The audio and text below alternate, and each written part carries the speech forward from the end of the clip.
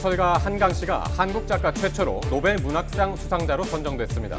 노벨위원회는 한 씨의 작품에 대해 역사적 트라우마를 직시한 강렬한 시적 산문이라고 평가했습니다. 국회 행정안전위가 야권 주도로 공천 개입 의혹의 핵심 인물 명태균 씨 등에 대해 동행 명령장을 발부했습니다. 여권 내에서도 파장이 커지면서 국감 최대 쟁점으로 부상하는 모양새입니다. 윤석열 대통령과 한동훈 대표가 재보선 이후 독대할 것으로 알려졌습니다. 독대가 성사된다면 김건희 여사 문제가 주요 의제가 될 거란 전망입니다. 윤석열 대통령과 이시바 일본 신임 총리가 첫 정상회담을 열었습니다. 두 정상은 셔틀 외교를 이어가며 양국 관계를 계승 발전시키자는 데 뜻을 모았습니다. 서울 도심의 임대형 창고에서 현금 68억 원을 도난당했다는 신고가 접수됐습니다. 추적 끝에 잡은 범인은 창고 관리인으로 경찰은 범행 경위는 물론 자금의 출처도 조사에 나섰습니다. 대규모 미정산 사태 책임자로 지목된 구영백 스탠 대표 등에 대한 구속 여부가 이르면 오늘 결정됩니다.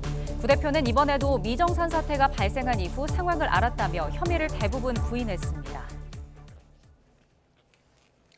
여러분 안녕하십니까? YTN 뉴스나이트 시작합니다.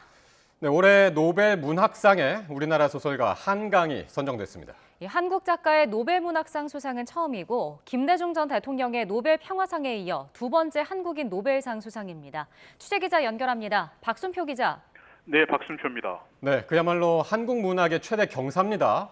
소설가 한강이 올해 노벨 문학상 수상자로 선정이 됐군요. 네, 그렇습니다. 소설가 한강 씨가 2024년 올해 노벨 문학상 수상자로 선정이 됐습니다. 스웨덴 노벨위원회는 한강 씨의 작품에 대해서 역사적 트라우마를 직시하고 인간 삶의 연약함을 드러내는 강렬한 시적 산문이라며 선정 이유를 밝혔습니다. 한강 씨도 수상 직후에 SNS에 글을 올려서 수상 소식에 말문이 막힌다, 감사하다는 영문 소감을 올리기도 했습니다. 한국 작가가 노벨 문학상을 받는 것은 이번이 처음입니다. 또 한국인의 노벨상 수상은 지난 2000년 노벨 평화상을 탄 고 김대중 전 대통령에 이어 두 번째입니다. 수상자에게는 상금 1,100만 크로나, 우리 돈으로 13억 4천만 원과 메달 그리고 증서가 수여가 됩니다. 네, 소설가 한강이 어떤 작가인지도 소개해 주시죠. 네, 1970년생으로 광주광역시에 태어난 소설가 한강은 연세대학교에서 국어 국문학을 전공했습니다. 1993년에 문학과 사회 겨울호에 서울의 겨울 등 시 4편을 실으면서 시인으로 먼저 등단을 했습니다. 이듬해인 1994년에 서울신문 신춘문예에 소설 붉은 닷이 당선되면서 소설가로서 첫 발을 내딛었습니다. 또 1995년 첫 소설집 여수의 사랑을 출간한 이후부터 직장을 그만두고 전업작가로서 본격적인 집중활동에 나서기도 했습니다. 2007년부터는 서울예술대학교 문예창작과에서 학생들을 가르치기도 했습니다. 소설가 한강을 대중적으로 알린 작품은 2005년 이상문학상을 수상한 소설 몽고반점입니다. 당시 이상문학상 수상위원회는 1970년대생의 젊은 작가로 한강을 수상자로 선정하면서 다른 젊은 작가들과는 달리 진중한 문장에서 깊은 세계인식이 드러난다고 수상 이유를 설명했습니다. 또 문학평론가 이어령 교수는 한강의 몽고반점은 기이한 소재와 특이한 인물 설정, 복잡한 이야기 전개 속에서도 차원 높은 상징성과 뛰어난 문장력으로 소설을 읽는 또 다른 차원의 재미를 보여준다고 극찬했습니다. 특히 아버지인 소설가 한성운에 이어서 부녀가 이상문학상을 동시에 수상하는 징계로 올랐기도 했습니다. 일찌감치 차세대 한국 소설의 선두주자로 자리를 굳힌 소설가 한강은 이후에 꾸준히 작품을 내놓으면서 세계 문학계에서도 주목을 받기 시작했습니다. 특히 2016년 5월에는 소설 채식주의자로 노벨 문학상과 함께 세계 3대 문학상으로 꼽히는 부커상 국제부문 수상자로 선정이 되면서 국제적 명성을 쌓았습니다. 이어 부커상에 이어 올해 노벨 문학상 수상자로 선정되면서 소설가 한강은 세계 문학계에서 가장 주목받는 작가로 평가받게 됐습니다. 또 영미 작가들이 주도하는 세계 문학계에서 한국 문학이 재평가가 되는 계기가 될 것으로 보입니다. 지금까지 문화부에서 YTN 박순표입니다. 네, 그야말로 한국 문학의 경사입니다. 이번에는 전문가 연결해서 한강 작가의 작품 세계 조금 더 자세히 들여다보겠습니다. 강지희 문학평론가가 연결되어 있습니다. 평론가님 안녕하세요. 네, 안녕하세요. 예, 저희도 뭐 지금 뉴스 준비하면서 소식 듣고 깜짝 놀랐는데요. 한강 작가의 노벨 문학상 수상, 평론가님은 예상을 하셨습니까? 전혀 예상을 못했고요. 저도 예. 소식을 듣고 바로 스웨덴 한림원 발표 영상을 찾아봤는데 예, 너무 마음이 벅차고 떨리더라고요. 그래서 예, 평론가이기 전에 한강 작가님의 오랜 팬으로서 정말 감격스럽고 크게 기쁩니다. 네, 많은 분들이 아마 비슷한 감정이지 않았을까 싶은데요. 이 한강 작가가 지난 2016년에 채식주의자로는 이 세계 3대 문학상이었죠. 맨 부커상을 받았었는데 이번 노벨 문학상 수상도 한국을 넘어서 이게 아시아 전체로 봐도 엄청난 쾌거인 거죠? 네, 한국 작가 최초이기도 하지만 아시아 여성 최초 수상자입니다. 네, 그간 역대 수상자들의 국적을 보면 프랑스가 제일 많고 미국, 영국 순이에요. 그래서 아시아 전체 차원에서 볼 때도 너무 경사스러운 일이라고 할 수 있겠고요. 예, 역대 최연소 수상자가 이제 러디어스 키플링, 정글북을 쓴 작가인데 1901년에 41세의 나이로 수상을 했거든요. 예, 한강 작가님이 1970년생으로 지금 아직 50대 초반이시기 때문에 굉장히 젊은 나이에 수상하신 겁니다. 예. 그러니까 아시아 작가로 처음은 아니죠? 예, 아시아 작가로 처음은 아니고요. 이제 네. 일본 작가들이나 이제 인도 작가들이 이제 기존에 이제 노벨문학상 수상을 이미 한 바가 있습니다. 아, 그렇군요. 예. 한강 작가는 뭐 주요 작품에서 인간의 폭력성 그리고 그에 따른 삶의 비극을 탐구해 왔다고 주로 평가가 되는데요. 어떤 점이 이번에 좋은 평가를 받았다고 보시나요? 네, 이제 한강 작가님은 광주 항쟁을 다룬 소년이 온다, 제주 4.3 사건을 다룬 작별하지 않는다 이런 작품들이 한국 현대사의 참혹한 폭력으로 남아있는 중요한 역사적 사건들을 형상화한 작품들인데요. 예. 동시에 이제 채식주의자나 히라버 시간처럼 삶에 대해서 근원적인 질문을 던지면서 미학적 실험을 계속해온 작가이기도 합니다. 스웨덴 한림원에서도 한강 작가가 정치적으로나 미학적으로나 모두 완미한 작품 세계를 형성해 왔다는 것, 무엇보다 세계의 폭력성을 아름다운 시적인 문장으로 형상화하는 힘에 대해서 인정해 준 것이 아닌가 싶습니다. 네. 지금 뭐 말씀해주신 작품들을 포함해서 뭐 다른 주요 작품들도 해외 수상의 영예를 안았었고 또 번역도 많이 됐었는데 이 한강 작가의 작품 세계를 좀 더 소개해 주신다면 어떻게 얘기를 해주시겠습니까? 예, 한강 소설은 약하고 연한 살과 뼈로 이루어진 인간이 과연 어떤 존재일 수 있을 것인가에 대한 탐구라고 할 수 있을 것 같습니다. 그래서 한강 소설에서 반복해서 말해지는 명제가 있다고 생각하는데요. 인간의 삶은 끔찍한 비극으로 붕괴되곤 한다는 것, 그럼에도 불구하고 삶의 바닥에 어떤 힘이 자리하고 있어서 다시 밝은 쪽으로 나아간다는 것이 한강 작가의 소설에서 계속해서 말해주는 중요한 명제입니다. 인간에 대한 믿음이 그 한복판에 늘 자리에 있다고 할 수 있을 것 같습니다. 네. 예. 그리고 이 한강 작가의 아버지가 지금 이제 한국 문단의 이제 거장 한승원 작가 아니시겠습니까? 아무래도 그 영향을 받았다고 볼 수 있겠죠. 네. 그 한강 작가의 아버님이 이제 한승원 작가님의 그 책 중에 산도 키우기라는 책을 2021년에 이제 간행될 때 한강 작가님께서 추천의 글을 쓰신 적이 있었습니다. 네, 그때 이제 이 아버지를 어떻게 자신이 이해하게 되었는지, 그리고 글쓰기가 아버지의 곧 종교였다 이런 이야기들을 하셨는데요. 그 아버지의 영향 아래서 문학을 익히고 또 계속해서 만들어 오셨다고 할 수 있을 것 같습니다. 네, 그랬군요. 어쨌든 뭐 정말 한강의 기적입니다, 오늘. 예. 예. 오늘 평론가님 말씀 잘 들었습니다. 그러니까 강지 평론가로부터 한강 작가 노벨상 수상과 관련해서 좀 더 이야기 들어봤습니다. 고맙습니다. 네, 감사합니다. 네, 윤석열 대통령과 국민의힘 한동훈 대표가 오는 16일 재보궐선거 이후에 독대 자리를 마련할 것으로 알려졌습니다. 이런 가운데 한 대표는 연일 김건희 여사를 향한 발언 수위를 높이고 있습니다. 임성재 기자의 보도입니다. 최근 여권 최대 관심사였던 윤석열 대통령과 한동훈 대표 간 독대가 곧 성사될 전망입니다. 시점은 오는 16일 재보궐선거가 끝난 뒤가 될 거로 보입니다. 대통령실에서 말씀하신 그 말씀이 구체적으로 아직 정해진 건 없기 때문에 제가 특별히 더 드릴 말씀은 없습니다.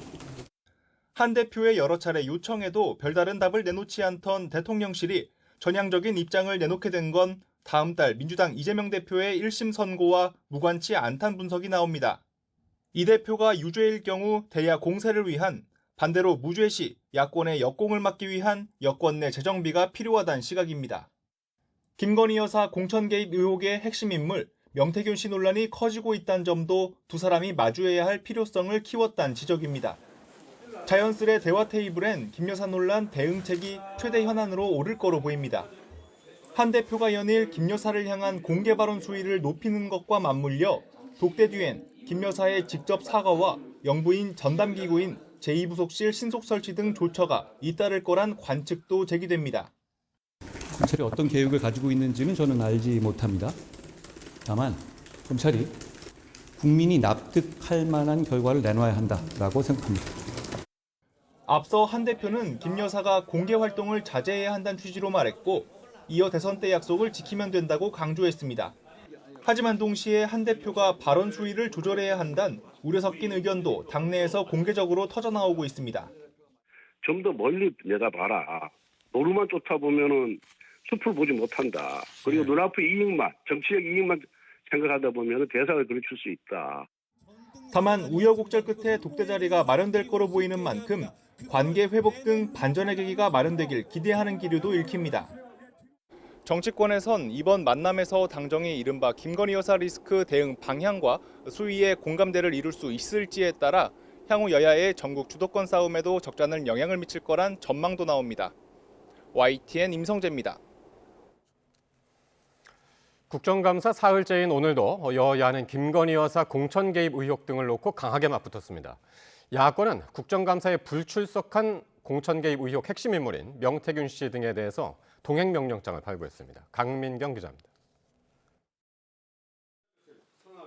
김건희 여사 공천 개입 의혹의 핵심은 지난 2022년 재보궐선거와 올해 총선 당시 김영선 전 의원의 공천 과정에서 명태균 씨를 통해 김 여사가 개입했다는 겁니다. 여기에 민주당은 중앙선관위 국정감사에서 지난 대선 때 윤석열 대통령을 위해 3억 7천여만 원어치 비공개 여론조사를 해줬고 대가는 받지 못했다는 명 씨의 녹취가 담긴 언론 보도를 꺼내들었습니다. 민주당은 김 여사가 그 대가로 김 전 의원의 지역구 공천을 받아준 거 아니냐며 명백한 공천 개입이라고 주장했습니다. 줘야 될 여론조사 비용을 갚지 않고 그 대가로 공천을 해줬다. 참 국민이 듣기도 고통스러운 이야기입니다. 야당은 검찰 수사 중이란 이유로 국감에 불출석한 명 씨와 김 전 의원의 출석을 강제하는 동행 명령장 발부를 강행하기도 했습니다. 수사 중이라도 선서 증언 거부는 할 수 있지만 증언 거부를 할 수 있는 전제가 될 뿐 증인으로서 출석 자체를 거부할 수 있는 정당한 이유에 해당한다고 볼 수 없다고 할 것입니다. 여당은 불출석 사유서를 낸 증인들에게 야권이 동행 명령장을 무리하게 남발한다며 반발했습니다. 또 명 씨는 이른바 정치꾼일 뿐이며 윤석열 대통령 부부는 피해자라고 맞섰습니다. 욕심 많은 어떤 그런 정치인하고 허풍이 있는 그런 꾼 비슷한 사람이 합작을 해가지고 자신의 실속을 챙기기 위해서 대통령님과 여사를 판 그런 사건으로. 야당은 정무위원회에서도 도이치모터스 주가 조작 의혹을 고리로 김 여사를 향한 공세의 고삐를 조였습니다. 과정에서 모두 23억 원의 수익을 얻었다고 한국거래소가 이상거래 심리 분석 보고서를 통해서 밝혔습니다. 금융위도 이 보고서를 갖고 계시죠? 여당은 민주당이 아직 시행 여부를 결정하지 못한 금융투자소득세 논란으로 맞불을 놓았습니다. 내년에 금투세를 시행하는 것은 불합리함을 넘어서 부조리할 수도 있겠다라는 생각이 들고요. 어쨌든 환경노동위원회에서는 김문수 고용노동부 장관의 지난 8월 인사청문회 당시 일제시대 국적 발언의 사과 여부를 놓고 여야 의원들이 입씨름을 벌이다가 파행됐습니다. 예상대로 김건희 여사를 둘러싼 논란이 국정감사 최대 쟁점으로 떠오르고 여야가 연일 강하게 충돌하면서 각종 민생 문제들은 또 뒷전으로 밀리고 있다는 우려가 나옵니다. YTN 강민경입니다. 여권은 명태균 씨가 총선 공천뿐만이 아니라 지난 대선 경선 과정에 영향을 미쳤다는 의혹까지 제기되며 내부 혼란이 거듭되는 모습입니다. 특히 57만 명에 달하는 당원 명부가 명 씨에게 유출됐다는 의혹까지 불거지자 당 차원의 조사에 돌입했습니다. 손효정 기자입니다. 명태균 씨와 여당을 둘러싼 의혹은 윤석열 대통령이 국민의힘에 입당해 경선을 치른 뒤 후보에 오른 대선 국면으로 옮겨갔습니다. 명 씨가 당시 윤 대통령 부부와의 친분을 바탕으로 자체 여론조사를 보고하고 김 여사와는 지난 4월 총선 때까지 연락을 주고받았다는 의혹입니다. 논란이 확산하자 한동훈 대표는 명 씨를 겨냥해 협잡꾼이라고 깎아내리며 진화에 나섰습니다. 제가 이끄는 국민의힘에는 그런 정치 불호거나 협잡을 하는 사람들이 발붙일 자리가 없을 겁니다. 저는 그게 구태 정치의 청산이라고 생각하고요. 다만 야권에서 제기한 당원 명부 유출 의혹까지 겹치며 의혹은 눈덩이처럼 불어나는 형국입니다. 지난 대선 경선 때 명 씨가 주도한 여론조사에 국민의힘 당원 전화번호 57만 건이 활용됐다는 주장인데 당 지도부는 곧장 진상조사에 착수했습니다. 어떻게 해서 명태균이한테 넘어갔는지, 또 어떻게 활용을 했는지 하는 부분에 대해서는 우리가 한번 조사를 해볼 필요는 있겠다. 명 씨와 연루됐다며 이름이 오르내린 인사들이 그와의 연관성을 부인하고 이에 명 씨가 반박하는 과정에서 설전도 이어졌습니다. 홍준표 대구시장은 애초부터 명 씨를 문제 인물로 보고 접근을 차단했다며 철저한 수사를 촉구했지만 명 씨는 성역 없는 수사로 홍 시장이 더 위험해질 수 있다고 맞받았습니다. 또 명 씨는 김재원 최고위원이 자신을 악질적인 허풍쟁이라고 비판하자 2년 전 재보궐선거에서 왜 떨어졌는지 알고 있느냐며 자신의 영향력을 암시하기도 했습니다. 여권의 내분을 지켜보던 야당은 명치 의혹이 마치 박근혜 정부 당시 국정농단을 연상케 한다고 질타했습니다.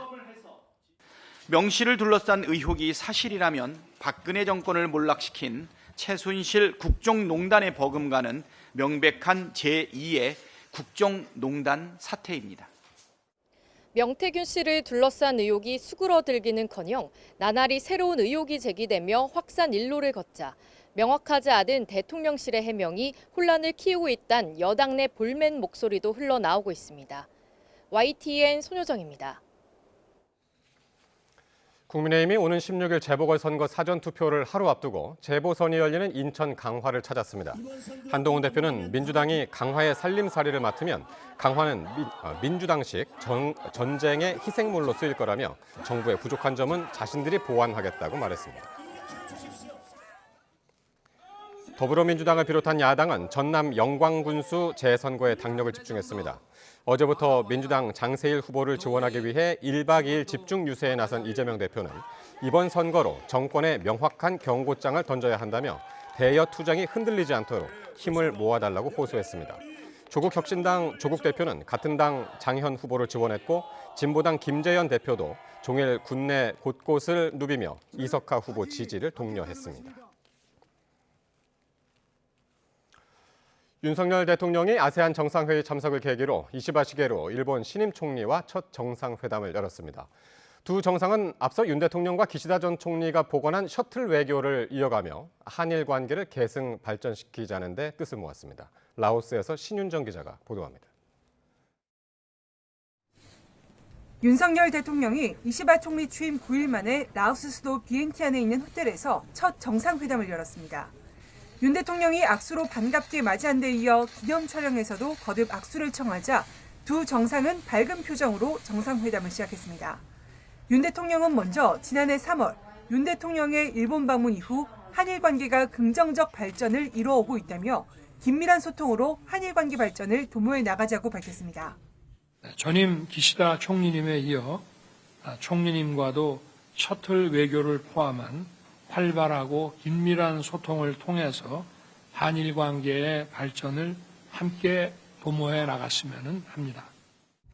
이어 내년 한일 국교 정상화 60주년을 맞아 양국 국민이 체감할 수 있는 관계 도약을 강조했습니다. 양국 관계의 희망찬 미래상을 제시하고 양국 국민들이 양국 관계 도약을 체감할 수 있도록 이시바 총리 역시 현재의 전략 환경 하에서 양국의 긴밀한 공조가 지역 안정과 평화를 위해 중요하다며 셔틀 외교 지속에 뜻을 모았습니다. ご指摘のシャトル外交も活用しつつ、ユン大統領と緊密に連携していきたいと考えております。 40분 정도 이어진 정상회담에서 양국은 북한의 미사일 위협 등의 우려를 표하고 러시아와 북한의 군사협력 역시 불법이라는 데 공감했다고 대통령실은 밝혔습니다. 또 한반도 긴장 고조의 책임을 한일과 한미일에 전가해선 안 될 것이라며 이번 아세안 관련 회의를 계기로 북한과 북한을 지원하는 세력에 엄중한 경고 메시지가 발신되도록 협력하기로 했습니다. 대통령실 관계자는 다만 첫 만남이었던 만큼 한일 관계나 과거사 같은 구체적인 현안에 대해서는 전혀 논의되지 않았다고 설명했습니다. 윤 대통령은 아세안과 한국, 일본, 중국, 그리고 미국과 러시아까지 18개국이 참석하는 동아시아 정상회의를 끝으로 5박 6일의 동남아 순방 일정을 마무리하고 귀국길에 오를 예정입니다. BNTN에서 YTN 신윤정입니다. 티몬 위메프 대규모 미정산 사태 최종 책임자로 지목된 구영배 큐텐그룹 대표와 계열사 경영진의 구속 여부가 이르면 오늘 결정됩니다. 서울중앙지방법원은 오늘 오전 특가법상 사기와 횡령, 배임 등 혐의를 받는 구 대표와 류광진 티몬 대표, 류아연 위메프 대표의 구속 전 피의자 신문을 진행했습니다. 구 대표는 신문에 출석하며 미정산 사태 가능성을 2년 전부터 인지했는지 묻는 취재진에게 사건이 발생하고 인지했다고 답했습니다. 류아연 대표는 취재진 앞에서 눈물을 훔친 뒤 미정산 사태와 별개로 상품권 정산이 지연된 건 알고 있었다며 상품권을 줄이기 위해 열심히 노력했지만 줄일 수 없어서 빚의 늪이라는 말을 했다고 밝혔습니다. 서울 도심의 임대형 창고에서 현금 68억 원이 도난당했다는 신고를 접수한 경찰이 절도범을 검거했는데 범인이 다름 아닌 창고업체 관리자였습니다. 보도에 김희영 기자입니다. 철제문을 열자 천으로 된 수납 상자가 층층이 쌓여 있습니다. 안에 들어있는 옷가지를 걷어내니 5만 원권 현금 다발이 무더기로 나옵니다. 지난달 서울 송파구에 있는 임대형 창고에서 도난당한 현금 40여억 원입니다. 지난달 27일 경찰은 창고에 보관한 현금 68억 원이 사라졌다는 신고를 접수하고 수사에 나섰습니다. 신고 닷새 만에 잡힌 범인은 바로 창고업체 관리자 A씨였습니다. A씨는 우연히 창고에 거액의 현금이 보관 중인 걸 알고 범행을 결심했다고 진술했습니다. 지난달 12일 저녁부터 13일 새벽 사이 캐리어에 들어있던 현금을 자신의 가방에 옮겨 다른 창고에 보관하다 15일 수납 상자에 담아 건물 밖으로 빼돌렸습니다. 이때 창고와 복도를 비추는 CCTV 하드디스크가 파손된 정황도 확인됐습니다. A씨는 빼돌린 돈을 경기도 부천에 있는 한 건물에 숨겼습니다. 경찰은 이 과정에서 A씨 모친이 도움을 준 것으로 보고 조사하고 있습니다. 또 캐리어에 있던 돈이 없어진 걸 최초로 확인한 피해자의 지인도 절도 혐의로 입건해 조사 중인데 범행을 부인하는 것으로 전해졌습니다. 경찰은 추가 피해금이 있는지, 돈의 출처는 어딘지 등을 조사하고 있습니다. YTN 김이영입니다.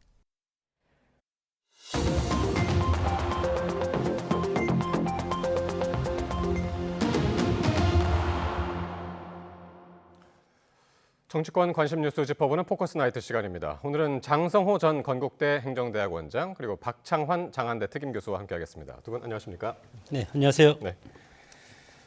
네, 국정감사 4일째인 오늘도 여야는 김건희 여사 공천 개입 의혹 등을 놓고 맞붙었습니다. 현장 발언 먼저 듣고 오겠습니다. 명태균 씨의 말이 만약 사실이라면은 윤석열 후보는 대선 때 줘야 될 여론조사 비용을 갚지 않고 그 대가로 공천을 해줬다. 그리고 국민으로부터 공개적으로 대명천지의 협박을 받았다. 참 국민이 듣기에 민망스러운 이야기입니다. 이번 사건은 제가 봤을 때는 대통령이나 아니면 여사의 어떤 그런 공천 개입이라기보다는 지금 두 욕심 많은 어떤 그런 정치인하고 허풍 있는 그런 꾼 비슷한 사람이 합작을 해가지고 자신의 실속을 챙기기 위해서 대통령님과 여사를 판 그런 사건으로. 2명의 증인에 대해서 동행 명령장을 발부하여 감사장에 출석시키고자 하는데 이의 없으십니까? 기상처에서 동행 명령장 지정하고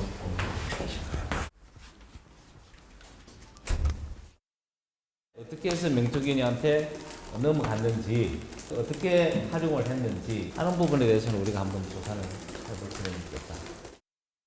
명 씨를 둘러싼 의혹이 사실이라면 박근혜 정권을 몰락시킨 최순실 국정농단의 버금가는 명백한 제2의 국정농단 사태입니다. 예, 사실 명태균 씨 처음 등장할 때는 김영선 전 의원과 함께 총선 그리고 지난 재보선 그 얘기가 주로 있었는데 지금 이제 대선 국면까지 지금 일이 불거지고 있습니다. 불법적인 여론조사 활동을 하고 또 그것을 윤 대통령에게 보고했다라는 의혹이 제기되면서 야당 공세가 상당히 거셉니다. 네, 애초에 명 씨의 이름이 나오기 시작을 한 것은 네. 이제 김영선 전 의원의 네. 이 공천 로비 그리고 네. 김 여사의 공천 개입 이 의혹에서부터 시작을 했습니다. 당시만 하더라도 뭐 창원 지역 또는 경남 지역에 여론조사를 매개로 한 브로커 아니냐 네. 뭐 이런 정도였어요.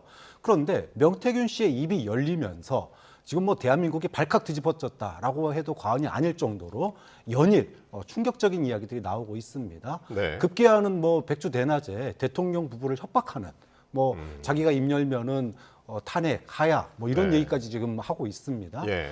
구체적으로 그럼 뭘 했나 이런 의혹들이 지금 나오고 있는데 뭐 본인이 한 일에 20분의 1도 얘기하지 않았다고 했는데 벌써부터 충격적인 얘기가 나와요. 뭐 이준석 대표와의 그 치맥 회동도 본인이 주도했고 또 김종인 당시 이제 비대위원장과 만날 때도 같이 만났고 그리고 소위 말해서 당시 윤석열 총장이 입당할 때 국민의힘에 입당할 때도 본인이 입당 날짜를 찍어줬고 예. 그 이뿐만이 아닙니다. 여권의 주요 대선 후보급이 되는 사람들 네. 그분들과 다 만났다는 거 아니에요. 예. 자 이러면 이거면은 좀 사실은 우리가 뭐 국민의힘의 뭐 도대체 막후 실세라고 해도 과언이 아닐 정도의 상황이 돼버렸습니다. 네. 지금 여권에서 정치 브로커라 이러고 얘기를 하고 허황된 얘기라고 얘기를 하는데 이렇게 뭔가 실체를 가진 브로커를 제가 본 적이 없어요. 좀 그런 점에서 예. 이 논란이 이게 쉽지 않은 논란이 될 것 같습니다. 그렇습니다. 하지만 뭐 그렇다고 해서 지금 여권에서도 뭐 그 명태균 씨를 뭐 보호한다거나 뭐 그런 거 아니고 지금 뭐 협작군, 사기꾼 뭐 이런 네. 얘기들이 계속 나오네요. 뭐 어차피 이것은 검찰 수사를 통해서 밝혀져야 될 것이고 명태균 씨가 정치권 주변인으로서 오랫동안 소위 말해서 우리가 표현하는 게 이제 브로커라고 이제 표현을 하고 있지 않습니까? 예. 여론조사를 어떤 기법으로 먹고 사는 직업을 가진 경상도 지방에서 오랫동안 이것으로서 해서 이것이 먹히는 겁니다. 저도 선거를 치러봤지만 선거를 치를 때 100명, 1000명 전화번호만 가져와도 반갑습니다. 그렇기 때문에 예. 뭐 지금 이따가 나오겠지만 뭐 몇십만 명 그 당원 명부라든가 전화번호부가 있다는 것은 예. 이것이 이제 뭐 선거 때만 되면은 그 후보들의 여러 가지 문자 발송, 쪽지 뉴스 이제 홍보를 위해서 소위 말해서 선거 기간에는 이제 동부 문자라고 해서 기계로 여론조사 기법에 의해서 기계로 동시에 뭐 보낼 수가 있습니다. 예. 공식적으로 예. 선관위에 신고를 하고 예. 그런 차원에서 보면은 뭐 누구나 다 이렇게 하지만 지금 뭐 해서 뭐 대통령의 입당식이라든가 다 했다고 하는데 예. 그때 그런 했다고 하는 거 증거가 있겠습니까? 저는 역으로 가스라이팅 하는 것이 아닌가 생각이 들고 네. 누구든지 이렇게 이거 내가 할 수 있다. 그러나 대통령 후보 입장에서는 누구를든지 못 만나겠습니까? 저는 다 만나서 이 사람도 한 표, 저 사람도 한 표. 나한테 표가 되는 사람은 누구나 만나고 싶은 것이 정치하는 사람들의 생리이기 때문에 예. 국민의힘이나 민주당이나 이런 분들이 주변에 상당히 많습니다. 그래서 그럼에도 불구하고 예. 지금 어떤 식으로든 이 명태균, 김영선 의원, 전 의원 사건이 불거졌기 때문에 예. 거기에다가 계속 뭐 페이스북을 통해서 아니면 인터뷰를 통해서 명태균 씨가 계속 뭐를 흘리고 있지 않습니까? 누가 그때 만났다. 예. 만날 수 있는 겁니다. 그것이 죄가 됩니까? 죄는 안 되고 다만 이것이 정말 뭐 국정농단이라고 뭐 과거에 박근혜 대통령 때 얘기했듯이 그럴 만한 정황이 과연 있냐 없냐 이것이 상당히 중요한 것이고 그러기 위해서는 이미 본인이 지금 쭉 얘기하고 있지 않습니까?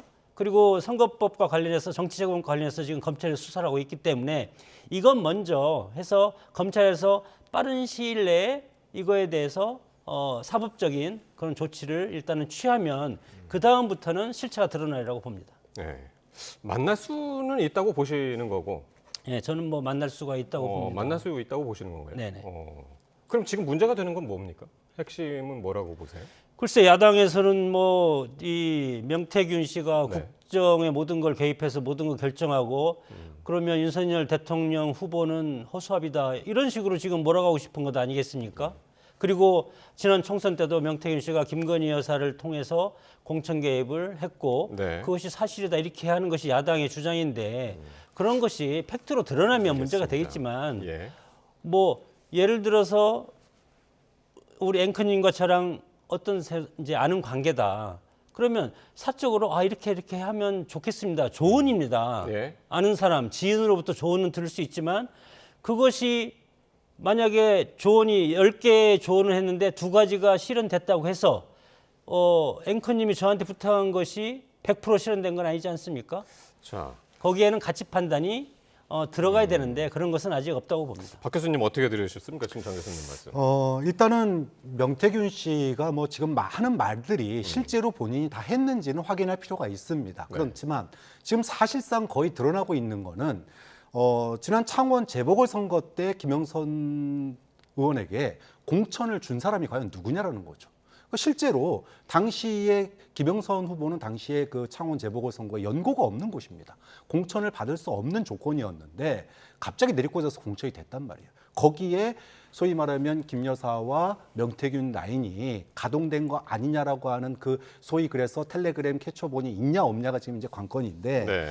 이것만이 아니라는 게 지금 이제 문제의 핵심입니다. 그래서 지난 대선회 때 이 소위 말하면은 그 창원에서처럼 여론조사를 매개로 해서 윤석열 당시 그 전 총장과 소위 그 긴밀한 관계를 맺은 거 아니냐. 그리고 거기서 무상 지원, 그러니까 여론조사를 무료로 해주고 그걸 보고를 했다면 이거는 이제 명백하게 선거 개입이 되는 거거든요. 네. 이거는 이제 선거법 위반이 될 수도 있는 거고 여러 가지 뇌물죄도 될 수 있는 거고 굉장히 복잡한 사안입니다. 그렇기 때문에 그러니까 명태균 씨가 당시에 여론조사 기관을 이제 운영을 하면서 그 여론조사 기관의 이제 뭐 결과 자체가 이제 신빙성이 있는지 없는지는 모르겠으나 그것을 바탕으로 해서 기존 이제 한 거대 여당의 어떤 그 또 후보라든가 대선의 이제 전체적인 흐름이라든가 이런 것들은 이제 결정을 했다고 지금 이제 그런 것들이 지금 나오는 거잖아요. 그렇죠. 지금 이제 의혹의 핵심은 이런 겁니다.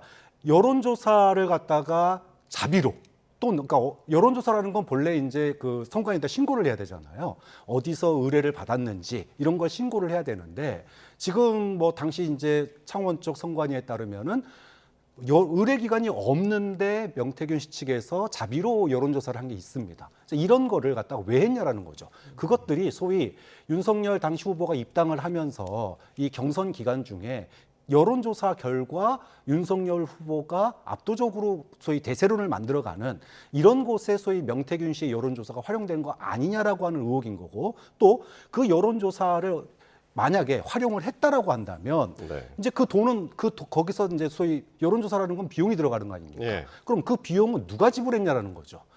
이런 것들이 지금 결국은 이제 나중에 창원의 공천으로 대가가 간 게 아니냐라고 하는 이런 논란으로까지 이어지기 때문에 이게 문제가 되는 겁니다. 그러니까 그 여론조사 했다는 게 중요한 것이 아니고 그러면 지금 우리 교수님께서 말씀하셨듯이 여론조사에서 그 돈을 누가 줬냐 그걸 밝히면 되는 겁니다. 근데 그걸 밝히기도 전에 이것이 윤석열 대통령과 뭐 김건희 여사 이렇게까지 엮어 들어가면 그것이 문제가 있다는 거죠. 여론조사에 비가해서 그 실체를 밝힐 때까지는 좀 기다려줘야 되는 건 아닙니까? 그리고 김영선 전 의원은 5선을 준비하면서 경남도지사도 준비했습니다. 그렇기 때문에 4선, 5선급 되면은 경상도 지역의 어느 지역이나 당에서 공천을 해주면 갈 준비가 되어 있는 그런 사람들이기 때문에 그걸 뭐 해서 그러면 이런 여론조사를 시켜가지고 저는 김영선 이 전 의원을 대상으로 해서 여론조사를 할 필요가 있을까요? 저는 뭐 그렇게 중요하지 않다고 생각이 들고 그런 왜 여론조사가 그렇게 중요한지는 이해가 안 갑니다. 그쪽에서 공천을 하면 경상도에서는 거의 국민의힘이 당선될 가능성이 상당히 크고 물론 요즘은 부산 경남 지역이 상당히 이제 민주당도 상당히 올라와 있어서 어려운 격전지가 많이 있지 않습니까? 네. 그럼에도 불구하고 4선 5선급 되면은 전국적인 지명도가 있고 그리고 김영선 전 의원은 경남도지사 준비를 오랫동안 했기 때문에 어느 지역이라도 보내면 간다 그런 지금 상황이었기 때문에 어쨌든 굳이 뭐 본인에 대한 여론조사가 예. 필요가 있었냐 네. 이건 어쨌든 뭐 김영선 전 의원은 명태균 씨한테 상당히 이제 그 당시에 재보궐이라든가 이제 총선 당시에 상당히 의존적이었다라는 것은 이제 명확하게 지금 나오고 있는 상황 같고 의존적이라는 네. 것은 네. 후보 입장에서는 네. 가장 약자입니다. 네. 유권자들한테 약자고 자기를 도와주는 사람한테 항상 머리를 숙여야 되고 약자입니다. 그래서 그 저도 이후- 선거를 해봐서 압니다. 예. 그러니까 세비도 지금 이제 뭐 한 절반은 떼서 이제 명 씨에게 넘어갔다. 뭐 그 의혹 때문에 지금 수사도 지금 이루어지고 있고 하니까요. 어쨌든 지금 근데 이제 이런 와중에 오늘 대통령실의 이제 해명이 오히려 이제 의혹을 키우고 있다는 그런 지적도 나오고 있는데 그 해명이 뭐였냐면은요. 이게 뭡니까? 이제 그 대통령과 이제 김건희 여사가 명태균 씨를 만났을 때 그 상황들 그리고 2번 만났다. 그리고 그 이후에는 만나지 않았다라는 그런 해명이었는데 그게 지금 어떤 점에서 지금 문제가 되고 있는 거예요? 지금 그 대통령실에서 이 명태균 씨를 윤석열 대통령이 어떻게 알게 됐느냐에 대해서 해명을 네. 했어요. 예. 그동안에 좀 긴 침묵이 있었기 때문에 이 공식적인 해명입니다. 공식적인 해명이다 보니까 여기에 눈길이 쏠렸는데 네. 소위 말하면 여권 고위 인사가 명 씨를 데려왔다는 거예요. 그래서 만났다는 겁니다. 보안 때문에. 그 중에 한 명이 이제 이준석 그분이 당시에 이제 이준석 비대위원장이죠. 전 대표였다는 거고 네. 그리고 그 다음 두 번째로 데려온 사람은 지금 경남도지사로 있는 당시 이제 국회의원이 데려왔다 이런 네. 거예요. 예. 자 그런데 이준석 대표가 당장 이제 거기에 대해서 반론을 펼쳤습니다.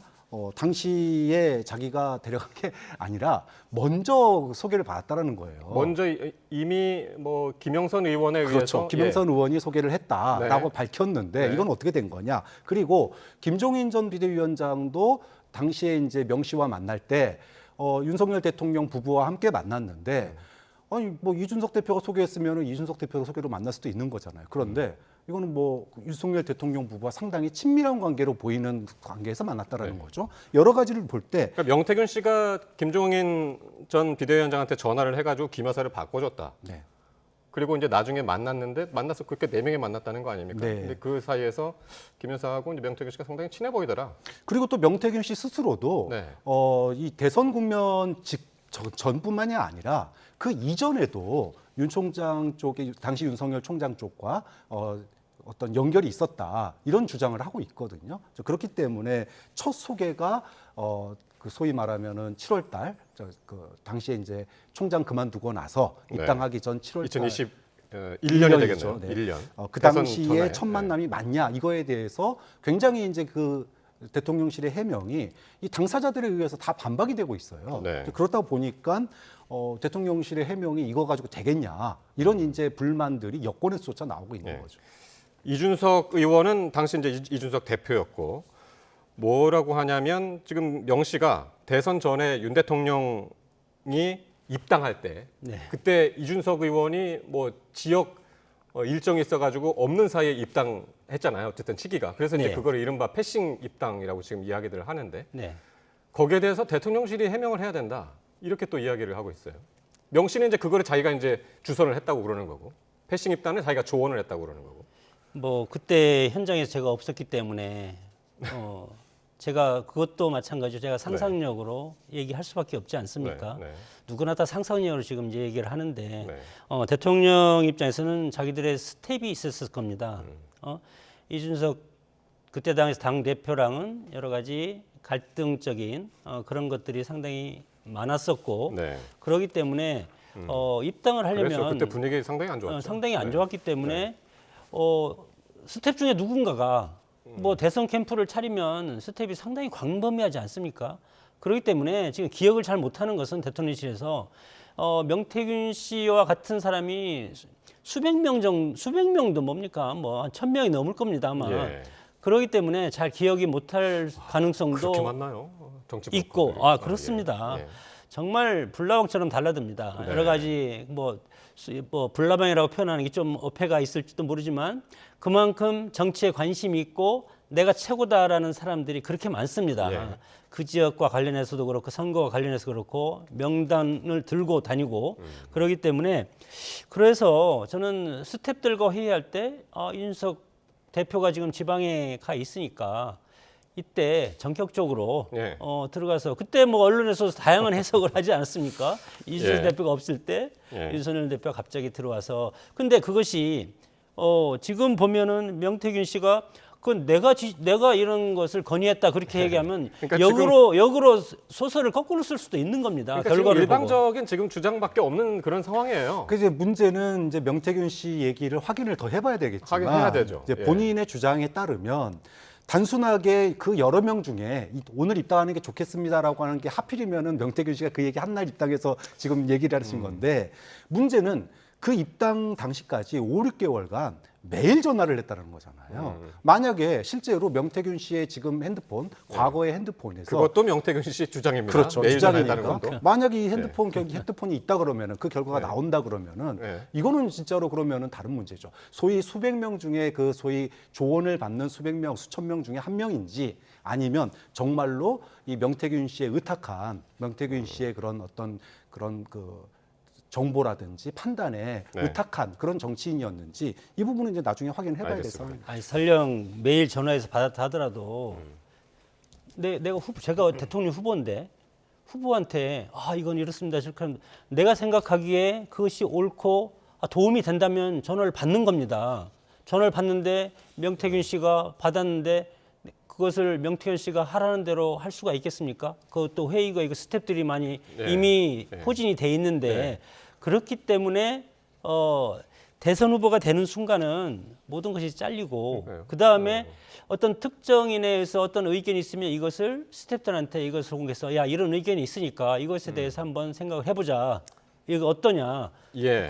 그럴 것이 그러니까 뭐 개연성이 있다고 봅니다. 대선이든 총선이든 캠프가 차려주는 거고 네. 특히 대선 캠프면 상당히 대규모인데. 아유 대규모. 그러니까요. 그래서 이제 그 명태균 씨는 어쨌든 이제 자기가 이야기를 하고 그대로 시행되고 자기가 이야기하고 그대로 실행되고 그렇다고 지금 계속 주장을 이제 인터뷰를 통해서 하고 있는 건데 어쨌든 그런 와중에 이런 언론 인터뷰를 두고 친윤계는 일방적인 얘기라고 깎아내렸지만은요. 근데 한동훈 대표의 기류는 조금 다릅니다. 어느 때보다 김 여사에 대한 강경한 자세를 유지를 하고 있습니다. 직접 한번 들어보시겠습니다. 어제 빼꾸에서 김건희 여사님 활동 자제해야 된다는 의견에 공감한다 이렇게만 말씀하셨는데 좀 정확히 무슨 말씀이신지. 당초 대선 과정에서 이미 국민들께 약속한 부분 아닙니까? 그걸 지키시면 된다고 생각합니다. 검찰에서 김건희 여사님 도이치모토 사건 있잖아요. 그 불기소에 무게 가지고 있다는. 검찰이 어떤 계획을 가지고 있는지는 저는 알지 못합니다. 다만 검찰이 국민이 납득할 만한 결과를 내놔야 한다라고 생각합니다. 제가 무슨 김건희 여사님을 공격하거나 비난하는 것이 아닌데요. 그렇지 않습니까? 그리고 이런 생각은 들어요. 친윤이든 아니면 뭐 대통령 비서실의 비서 일각이든 간에 그렇게 익명성 뒤에 숨어서 민심과 동떨어진 얘기할 게 아니라 의견이 있으면 자신의 이름을 걸고 당당하게 말씀하시면 좋겠습니다. 예. 자, 한동훈 대표가 김건희 여사를 향해서 대선 때 국민과 한 약속을 지켜라. 그 어떤 약속입니까? 당시에 이제 그 허위 이력 논란이 이제 불거졌을 때 네. 김 여사가 결국은 대선 직전에 이제 사과를 했죠. 대국민 네. 사과를 하면서 예, 예. 본인은 앞으로 네. 소위 이제 아내로. 아내로서의 역할만 하겠다. 그 많은 사람들이 뭐라고 생각을 했냐면은 예. 그럼 이러면은 대통령실에 소위 말하면 청와대에도 안 들어가는 거 아니야? 또는 청와대에 들어가더라도 조용한 내조한다고 그랬으니까 소위 우리가 흔히 아는 봉사활동 뭐 어린이집이라든지 네. 뭐 노인이라든지 사회적 약자들 돌보는 일만 하겠지라고 생각을 했는데 지난 2년 반 동안 그러지 않았잖아요. 이 얘기를 갖다가 지적을 한 건데 많은 인사들이 지난 2년 반 동안 이 이야기를 똑같이 했었습니다. 특히 민주당에서 김 여사에 대한 논란들이 굉장히 많았어요. 그때마다 왜 대선 때 한 약속 안 지키냐. 그때가 이거 뭔가 제2부속실 설치해야 되는 거 아니냐는 얘기도 그 당시에 많이 나왔었고 그리고 도이치모터스 사건에 대해서도 그동안에 야당이 뭐라고 그랬습니까? 국민이 납득할 만한 수사가 안 되고 있다라고 얘기를 했어요. 네. 자, 그러면 지금 한동훈 대표가 이 이야기를 꺼낸 것은 예. 이제까지 야당이 주장해온 것을 다시 전면으로 지금 한동훈 대표가 꺼내든 거거든요. 네. 그러면 본인이 그동안에 2년 반 동안 윤석열 정부 기간 동안 예. 윤석열 정부의 황태자라고 불렸습니다. 예. 또 당시에 법무부 장관이었어요. 네. 국민이 납득할 만한 수사가 안 이루어지고 있는데 당신 법무부 장관으로서 뭐 한 겁니까? 왜 이제 와서 얘기를 하냐? 결국은 본인이 공멸하지 않고, 즉 같이 죽지 않겠다. 예. 또 살아남기 위해서 결국은 김 여사를 비판하는 거 아니냐 이렇게 볼 수밖에 없어요. 본인이 살아남기 위해서 이런 주장을 하고 있다 보셨고요. 예, 장 교수님. 본인이 살아남기 위해서 대표가 된 건 아니라고 봅니다. 한동훈 대표도 정치는 안 했지만 윤석열 정부가 실패하면 본인도 실패하리라고 생각을 할 겁니다. 네. 그렇기 때문에 한동훈 대표 입장에서는 현재 국민의힘과 그리고 용산 대통령실 정부가 위기라고 생각하기 때문에 이 위기를 극복하기 위한 여러 가지 고뇌 중에 그런 어떤 워딩을 지금 선택을 했다고 보고, 물론 그것에 대해서 김건희 여사를 도이치모터스 사건 관련해서 기소해야 된다 그런 뜻은 아니라고 생각이 듭니다. 다만 국민이 보기에 국민의 지금 안 좋은 여론적 지표를 보기에 네. 이것을 잠재울 만한 예. 그런 검찰의 수사는 팩트를 바탕으로 하는 것 아니겠습니까? 예. 사실과 팩트 이걸 통해서 하기 때문에 그거에 맞춰서 국민들을 설득할 수 있는 예. 그런 합당한 결과를 내놓으라는 것이지, 이것이 김건희 여사를 소위 말해서 그러니까요. 뭐 측근이 언론에 나와서 특검을 가지 않으면 기소해야 된다 그런 말도 하지 않습니까?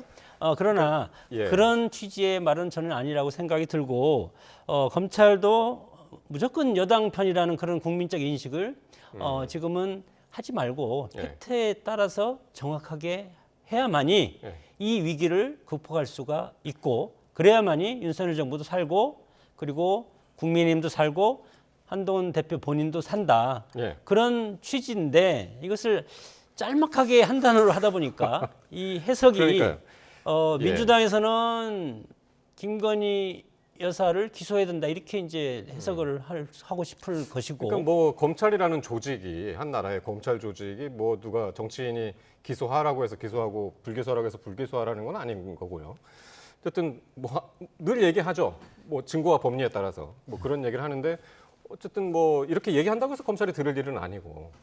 근데 이제 정치는 말로 네. 하는 거기 때문에 예.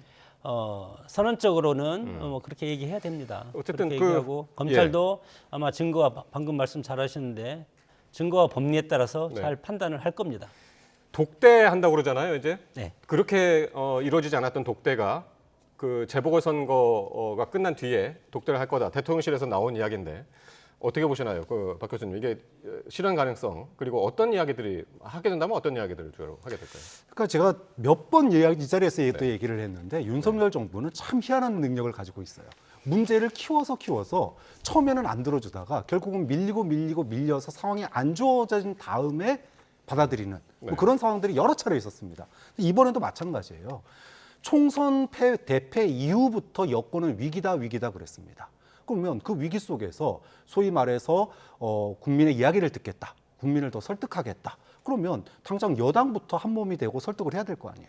여당 대표가 독대하자고 2달 동안 얘기하는데 그거 사실상 뭐 내치지 않았습니까? 근데 이제 와서 독대를 허락한다? 왜 이제 와서 허락한다고 보세요? 결국은 김 여사 공천 개입 문제가 명태균 씨 문제로 비화됐고 명태균 씨 문제가 지금 국정농단 문제까지 비화되는, 그래서 오늘 뭐 MBS 여론조사에서 서울의 국정수행 지지율이 18%가 나왔습니다. 이런 사태는 소위 말하면 최순실 사태 이후에 처음이거든요. 대통령 지지율이 18% 떨어진다는 거는. 그런 점에서 보면 더 이상의 국정 운영이 정말로 힘들어질 정도의 지금 위기 말씀하신 상황. 거는 지금 서울 지역 말씀하신 그렇죠. 거예요? MBS 예. 여론조사의 서울 지역 예. 얘기하는 겁니다. 좀 총체적인 위기 속에서 불과 한 달 전, 아니 2주 전만 하더라도 독대에 대해서 주도권이 대통령실에 있었어요. 그런데 지금은 주도권이 완전히 바뀌었습니다. 예. 한동훈 대표에게 주도권이 있는 상황이 돼버렸어요. 장 교수님 어떻게 보시나요? 한동훈 대표는 뭐 용산과 결정된 바 없다고 오늘 발언을 했기 때문에 아직 구체적으로 결정된 것은 없다 그랬죠.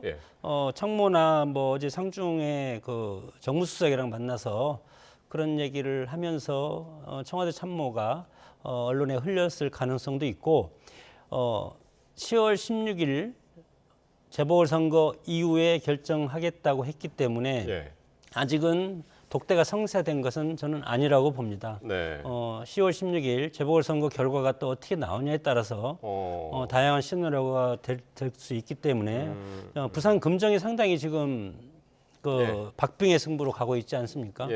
그렇기 때문에 이 보궐선거 결과를 보고 그다음에 전국 추이를 보면서 해야 되는데 저는 그 독대 뭐 여당 대표와 대통령은 독대를 하지 않아도 수시로 한 라인으로 서로 통화할 수 있고 그것이 꼭 언론의 공보처럼 언론이 알리고 하는 것도 물론 지지층을 안심시키는 그런 측면도 있겠지만 스스로 교감하고 당대표와 대통령과 집권당이 배출한 대통령 아니겠습니까? 그렇기 때문에 그런 모습이 자연스럽고 앞으로 이런 우여곡절을 겪으면서 서로 안정화되는 그런 길로 가리라고 저는 생각이 듭니다. 누가 뭐 점심 먹고 저녁 먹는 게 큰 뉴스는 안 되지만은 어쨌든 워낙 잘 안 만나다 보니까 어쨌든 이번에 이제 독대가 이루어질지 재보궐선거 이후에 한번 보고요.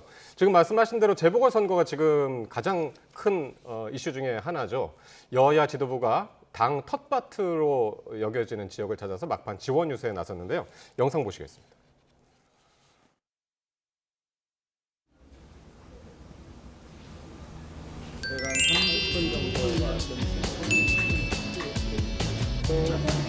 안녕하세요. 들어오세요.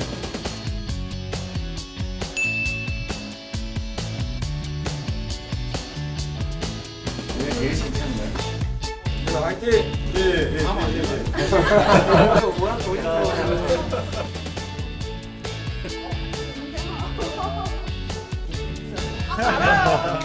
영광입니다.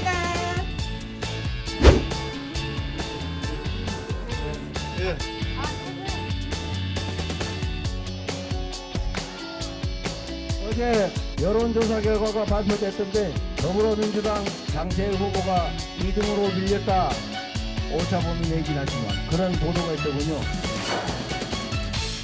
명확하게 정권의 카드를 경고장을 던져야 합니다. 이 운명을 가르는 이 긴박한 상황에서 전선이 흐트러지고 교란되면 되겠습니까?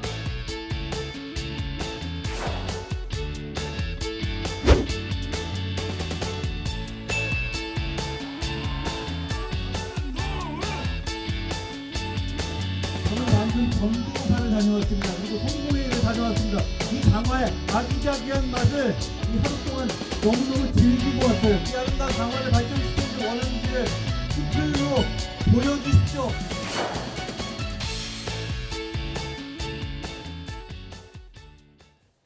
네. 먼저 한동훈 대표, 인천 강화에서 오늘 현장 최고위원회 열면서 지원 사격했고요. 부산 금정은 벌써 4번 갔다 왔고 원래 당초에 중앙당은 측면 지원한다라고 그 전략적으로 이제 그렇게 알고 있었고 조용한 선거 이렇게 알고 있었는데 상당히 적극적인 것 같습니다. 지금 보니까.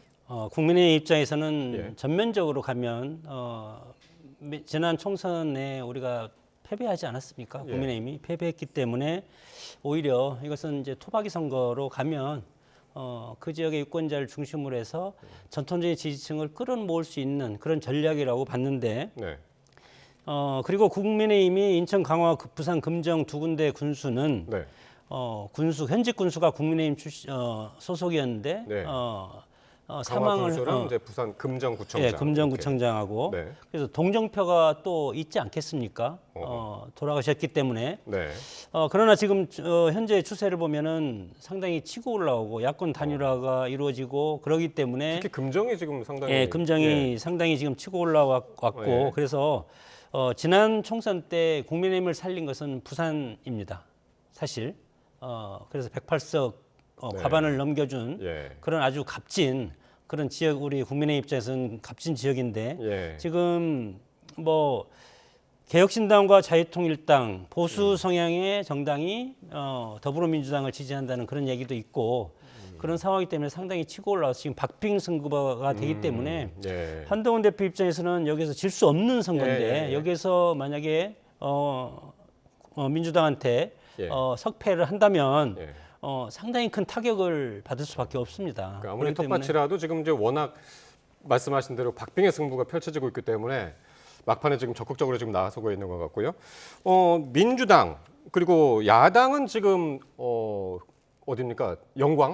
영광에서 지금 상당히 치열한 것 같습니다. 네, 지금 영광 같은 경우에 이제 애초에 2파전을 생각을 했었어요. 네. 민주당하고 조국혁신당이 네. 호남에서의 어떤 그 우세를 잡기 위해서 기선을 잡기 위해서 붙었는데 여기에 지금 그 소위 말하면 진보당 후보가 이 소위 말해서 틈새 전략을 잘 짜는 바람에 삼자 구도가 돼버렸습니다. 진보당 같은 경우 이 후보가 굉장히 이제 밑바닥 그 선거 운동을 굉장히 잘하고 있다고 해요. 그래서 뭐 여론조사에서는 뭐 굉장히 이제 앞서는 이런 여론조사도 나올 정도로 굉장히 선전을 하고 있어서 지금 이제 민주당 입장에서는 굉장히 이 텃밭에서 물론 금정에서 선전을 해서 이긴다면은 뭐 승리다라고 표현할 수 있겠지만 만약에 영광에서 진보당 후보에게 또는 뭐 조국혁신당 후보에게 밀린다 그러면은 이게 이제 사실은 반감되거든요. 이제 그렇기 때문에 이재명 대표 같은 경우에 정권 심판론. 사실 아까 이제 부산 금정 얘기해 주셨는데 이게 부산에서도 금정이요. 보수가 굉장히 센 지역이에요. 그런데 정권 심판론 바람 때문에 지금 여론조사에서 양 후보가 비등비등하거든요. 초접전입니다. 그렇다고 본다면 만약에 금정을 갖다가 내주게 된다 그러면은 한동훈 대표에 대한 소위 그 책임 논란. 이게 이제 용산하고 대화가 잘 되면 괜찮은데 용산하고 만약에 더 삐그덕거리게 되면 너는 뭐 잘한 거 있냐 이러면서 이제 소위 말하면 당대표 사퇴 논란으로 또 한 번 빠져들 수 있거든요.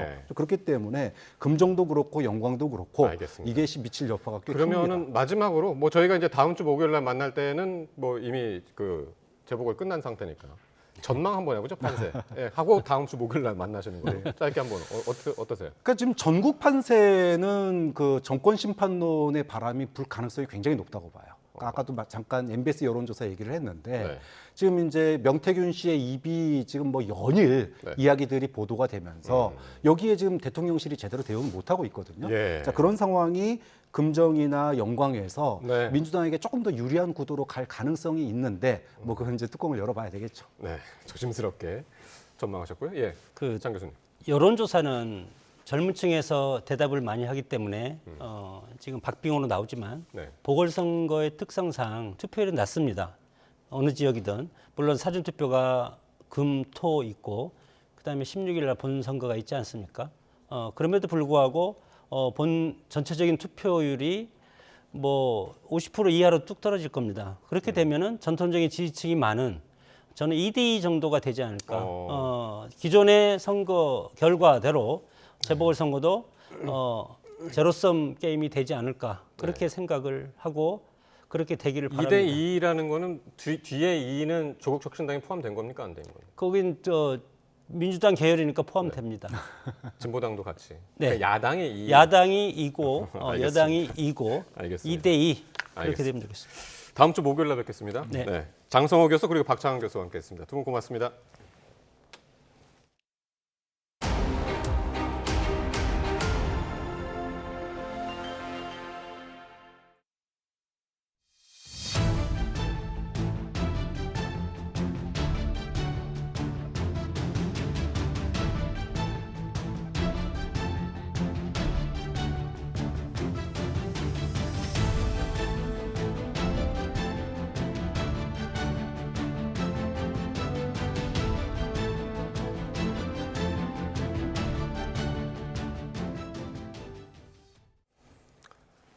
술을 마시고 추돌 사고를 낸 문재인 전 대통령의 딸 다혜 씨에게 경찰이 음주운전 혐의 외에도 위험 운전 치사상 혐의를 추가할지 검토하고 있습니다. 일반적인 음주운전 혐의보다 처벌이 무겁습니다. 보도에 양동훈 기자입니다. 지난 5일 새벽 사고 직전 CCTV 영상을 보면 문다혜 씨는 비틀거리며 힘겹게 차에 오릅니다. 사람이 많은 골목길을 위태롭게 빠져나가더니 대로에서는 우회전 차선에서 좌회전을 시도하기도 합니다. 결국 차선을 바꾸다 택시와 충돌했는데 택시기사는 목 등의 통증을 호소한 것으로 전해졌습니다. 이에 따라 경찰은 문 씨에게 특정범죄 가중처벌법상 위험운전 치사상 혐의를 적용할지 검토하고 있습니다. 위험운전 치사상죄는 음주나 약물의 영향으로 정상적인 운전이 곤란한 상태에서 사람을 다치게 하거나 숨지게 한 경우 성립합니다. 다치게 한 경우에는 최대 15년 이하의 징역, 사망 시에는 최대 무기징역을 선고할 수 있어 혈중 알코올 농도 0.2% 미만의 초범의 경우 징역 2년까지 선고할 수 있는 단순 음주운전 혐의보다 처벌이 무겁습니다. 경찰은 CCTV 영상 등을 바탕으로 혈중 알코올 농도 0.149%의 만취 상태였던 다혜 씨가 정상적인 운행이 불가능한 상태였다고 판단되면 음주운전 혐의에 위험운전 치사상 혐의까지 추가할 것으로 보입니다. 이 밖에도 경찰은 다혜 씨가 5분 이상 주차가 불가능한 구역에 7시간 정도 차를 대고 우회전 차로에서 좌회전을 시도하는 장면 등이 CCTV에 포착된 것과 관련해 불법 주정차와 신호지시 위반 혐의를 적용할 수 있을지도 검토하고 있습니다. 또 다혜 씨 난폭 운전을 조사해달라는 진정도 접수에 들여다보고 있습니다. YTN 양동훈입니다. 임종용 우리금융지주 회장이 4대 금융그룹 회장으로는 처음으로 국회 국정감사에 증인으로 출석했습니다. 손태승 전 회장의 친인척에게 이루어진 부당대출에 대한 질타에 책임질 일이 있으면 책임지겠다고 밝혔습니다. 오동건 기자입니다. 국무조정실장과 금융위원장을 역임한 임종용 우리금융지주 회장. 4대 금융그룹 회장으론 처음으로 증인석에 섰습니다. 손태승 전 회장의 친인척에게 이루어진 부당대출 350억 원에 대한 의원들의 질타가 이어지자 책임져야 할 일이 있으면 책임지겠다고 답했습니다. 제가 잘못해서 책임져야 할 일이 있으면 책임을 지겠습니다. 또 올해 6월 김해지점에서 발생한 100억 원의 횡령 문제 등 반복되는 금융사고에 대해서 기업 문화에 문제가 있다고 자책했습니다. 저희 내부 통제, 미입, 그리고 기업 문화의 잘못된 기업 문화, 이런 것들이 근본적인 원인이 됐다고 생각합니다. 최근 이복현 금감원장이 현 경영진의 책임을 거론한 것과 관련해 인사개입이란 지적에는 단호하게 아니라고 답했습니다. 저는 금감원장이 우리금융 인사에 개입한다고 전혀 생각하지 않습니다. 사퇴를 묻는 의원들의 질문에는 즉답 대신 앞으로 해야 할 일들을 언급했습니다. 사퇴하실 겁니까? 깊은 책임감을 느낍니다. 지금은 조직의 안정, 그리고 내부 통제 강화, 기업 문화 혁신 등. 알겠습니다. 아니, 답은 짧게 해주시고. 임종용 회장이 국감장에 직접 나오면서 정면 돌파를 결정했지만 우리 금융그룹의 금융사고가 반복되면서 떨어진 신뢰를 되찾을 수 있을지는 미지수입니다. YTN 오동건입니다. 국회 기획재정위원회 기획재정부 국정감사에서 윤석열 정부의 경제 성과를 놓고 여야가 논쟁을 벌였습니다. 여당 의원들은 물가나 경제 성장률 등 거시경제 지표를 근거로 문재인 정부에서 물려받았던 대내외 경제 상황이 정말 어려웠다며 지금은 확연히 개선이 이루어지는 것 같다고 주장했습니다. 이에 야당 의원들은 정부가 민심과 다르게 경기를 진단하고 있다며 골목 상권이 다 말라버려 국민이 화가 나 있는데 경제가 괜찮다고 얘기하면 달나라 대통령이 되는 것이라고 비판했습니다. 한국토지주택공사 LH가 청년이나 신혼부부를 위한 전세 임대 사업을 하면서 집주인에게 돌려받지 못한 보증금이 지난해에만 1,000억 원으로 1년 사이에 3배 가까이 급증한 것으로 나타났습니다. 유서현 기자가 보도합니다.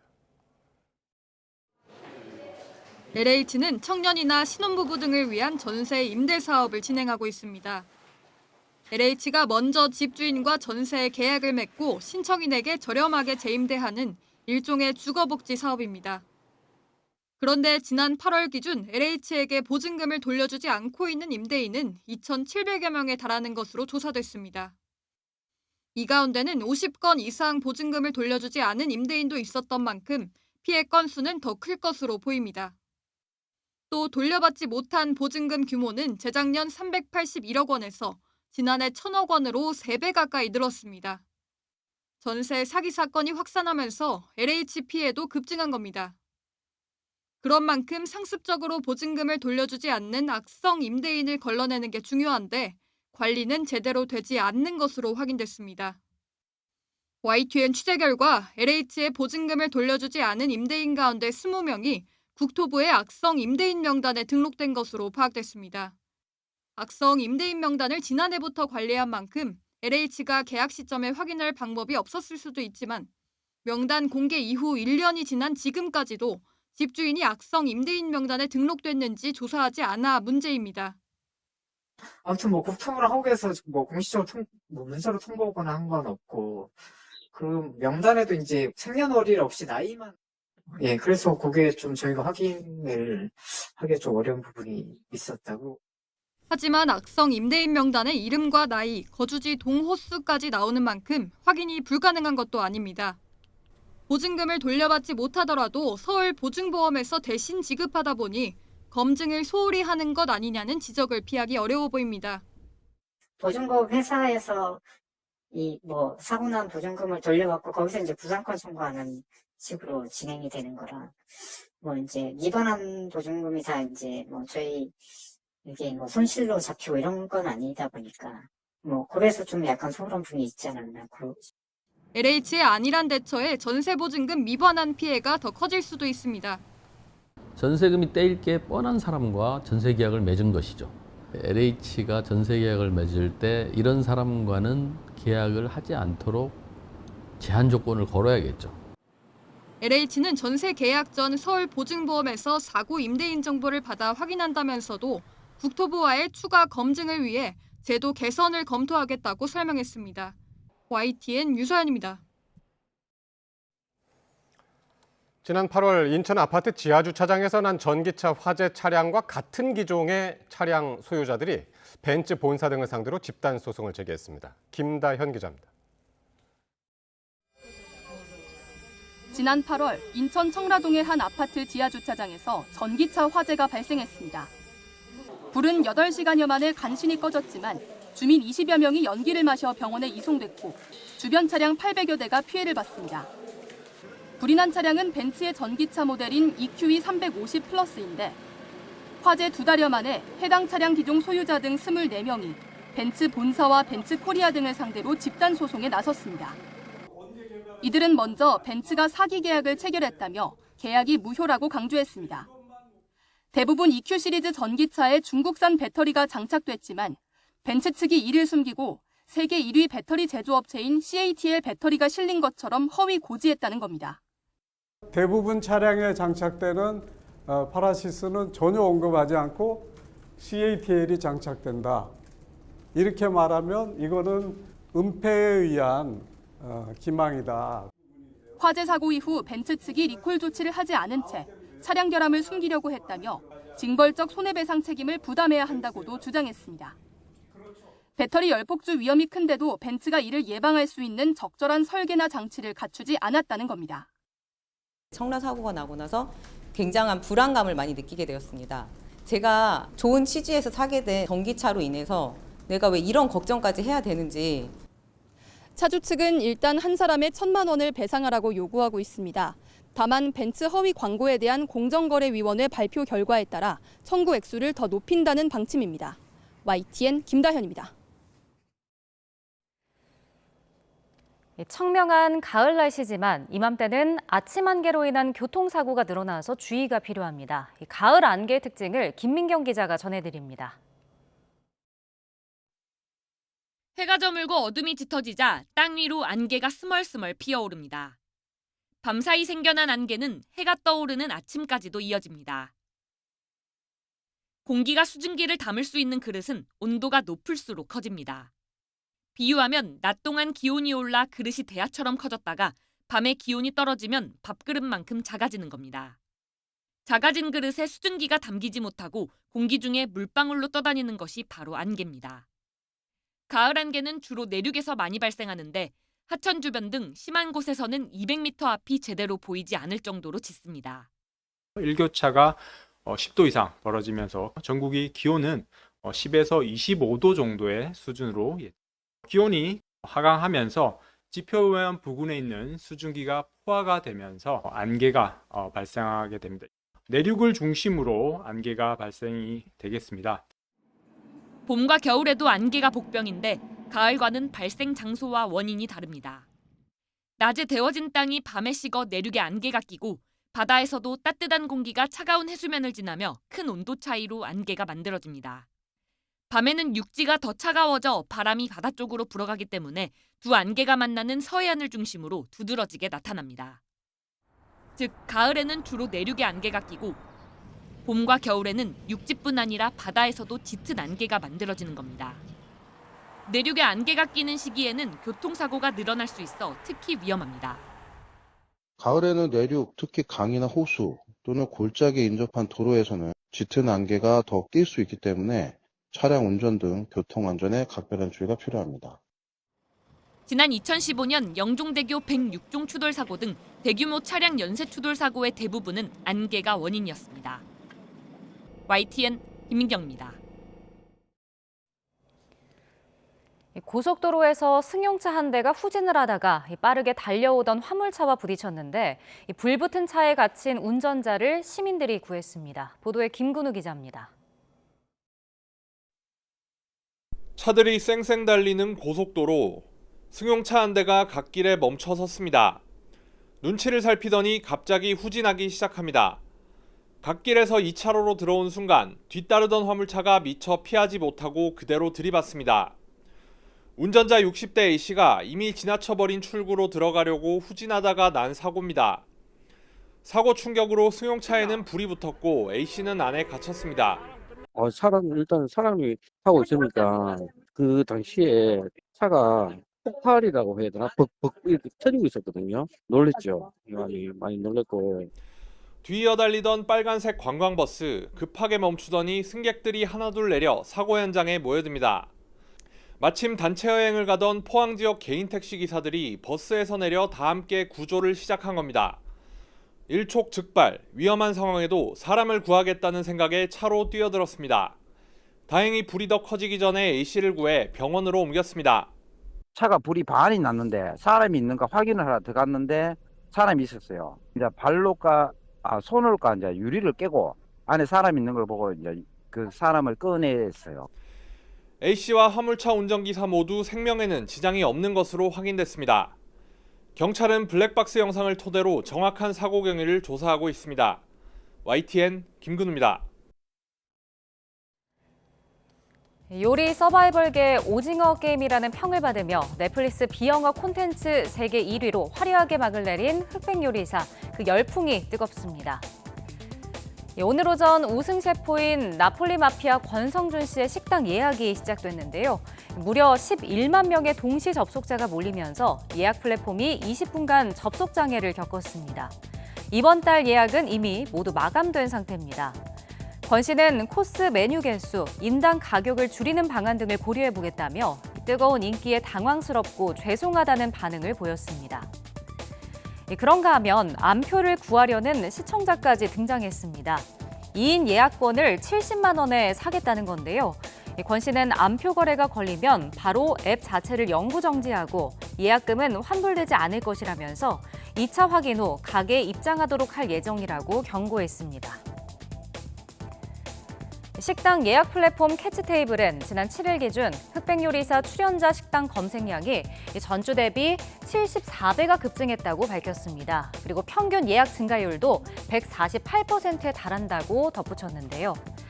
이런 현상에 전문가는 직접 가야만 맛볼 수 있는 만큼 식당들이 활성화되고 있다며 결과적으로 우승자뿐 아니라 출연자 모두가 주목받는 상황이라고 말했습니다. 예를 들면 음악 오디션 같은 경우는 음악을 들으실 수 있잖아요. 근데 음식은 볼 수가 없기 때문에 직접 찾아가겠다라고 하니까 결과적으로 이 프로그램에 참여했던 모든 요리사의 집들을 방문을 하시는 거죠. 결국 떨어져도 기분 좋고 오히려 승리해도 기분 좋고 이런 상황이기 때문에 그래서 아마 다음 시즌에는 더 엄청나게 많은 요리사들이 경연에 참가하지 않을까 이렇게 생각이 드는 상황입니다. 네, 들으신 것처럼 많은 요리사들이 다음 시즌에 또 도전할 것으로 예상이 되는데요. 셰프들의 삶과 열정이 어우러진 요리 서사 신드롬은 당분간 이어질 것으로 보입니다. 나흘 전 경기도 연천에서 멧돼지를 사냥하는 엽사가 동료를 멧돼지로 오인해 사격했다가 동료가 사망하는 일이 발생했습니다. 멧돼지 포획 포상금이 높아져 엽사의 수가 증가하면서 이런 사고도 늘고 있다는 분석이 나왔습니다. 아프리카 돼지열병이 확산하고 멧돼지가 농작물에 피해를 주는 일이 잦아지면서 지난 2019년 멧돼지를 비롯한 유해 야생동물 포획 포상금 지급제가 도입됐습니다. 이에 따라 정부는 멧돼지 한 마리당 20만 원의 포상금을 지급하고 있습니다. 여기에 지자체에서 별도의 포상금까지 지급하고 있는데요. 포상금 제도 도입 전 15,000여 명이던 수렵 면허 1종 소지자가 지난해 말에는 3만 명이 넘었습니다. 2배 이상 급증한 겁니다.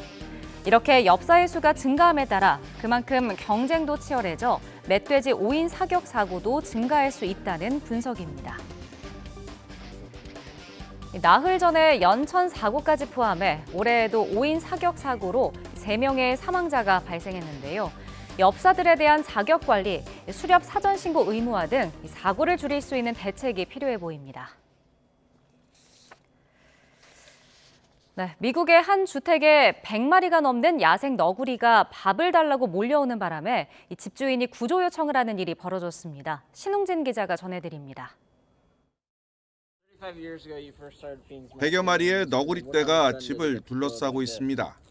옹기종기 모여있는 모습이 귀여워 보이지만 실제로 겪어보면 이야기가 달라집니다. 집주인 여성은 35년 전부터 집 주변 야생 너구리에게 심심풀이로 먹이를 주기 시작했습니다. 그런데 6주 전부터 찾아오는 녀석들이 급격하게 불어나더니 밤낮으로 먹을 걸 달라고 난동을 부렸습니다.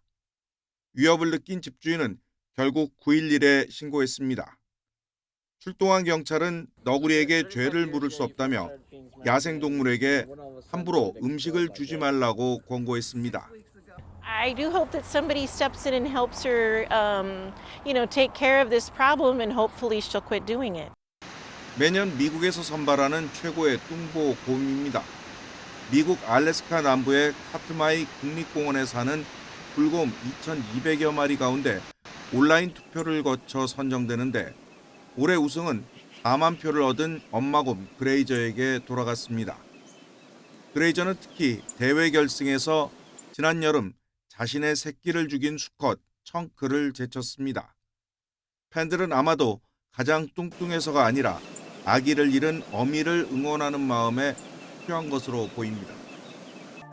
밤늦은 시각 아무도 없는 기차역에 코알라가 나타났습니다. 계단을 아장아장 기어 올라가더니 플랫폼을 따라 위태로운 줄도 모르고 마냥 걸어갑니다. 뒤늦게 이를 발견한 대원들이 출동하자 울타리를 넘어 부근 국립공원으로 달아났습니다. 귀여운 코알라 한 마리의 안전을 위해 역으로 들어오는 기차가 속도를 늦추는 등 작은 소동이 일어났습니다. YTN 신웅진입니다.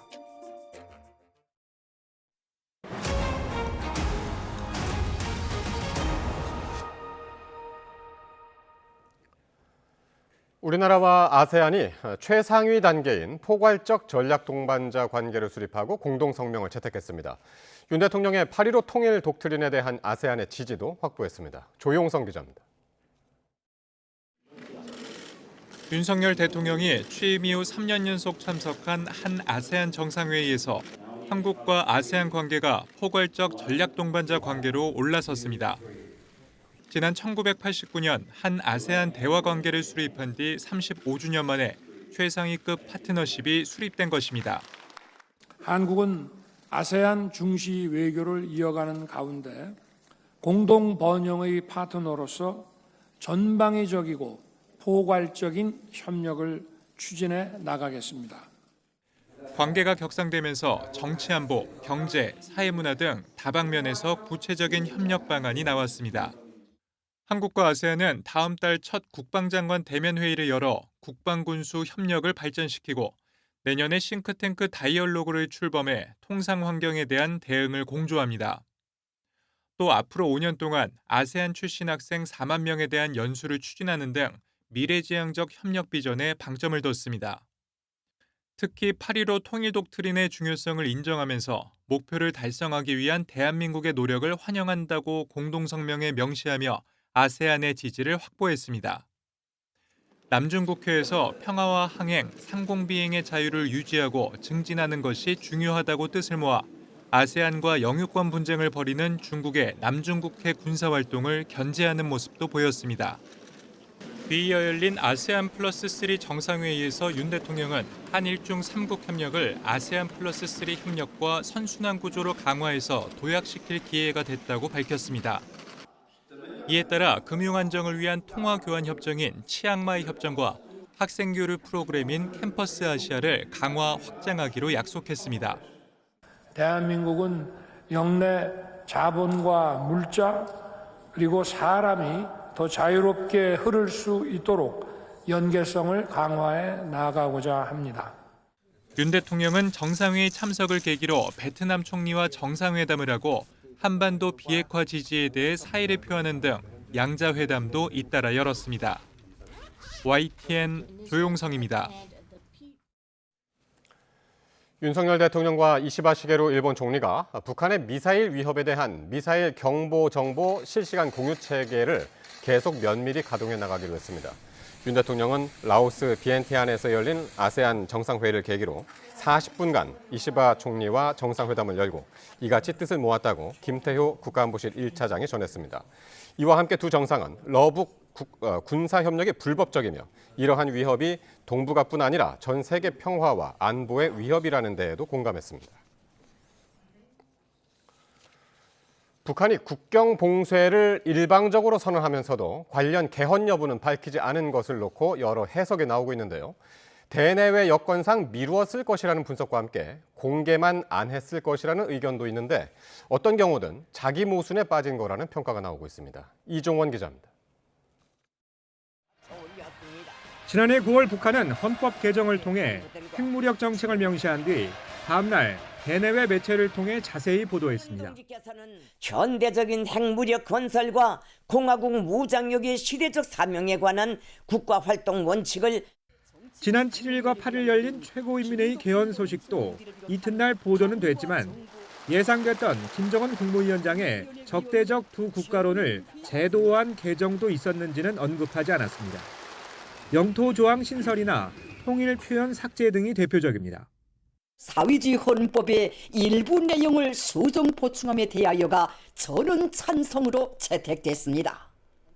전문가 사이에선 미 대선 등을 지켜보기 위해 추후로 미뤘을 거라는 분석과 함께 최고 존엄 지시였던 만큼 개정은 해놓고 공개만 안 했을 거라는 관측이 엇갈립니다.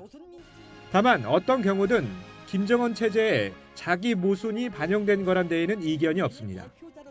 영토 조항의 경우 정전협정을 부정해온 북한이 정전협정에 의해 획정된 군사분계선을 국경선으로 공식 명시하거나 선언하기는 어려웠을 거란 분석이 나옵니다.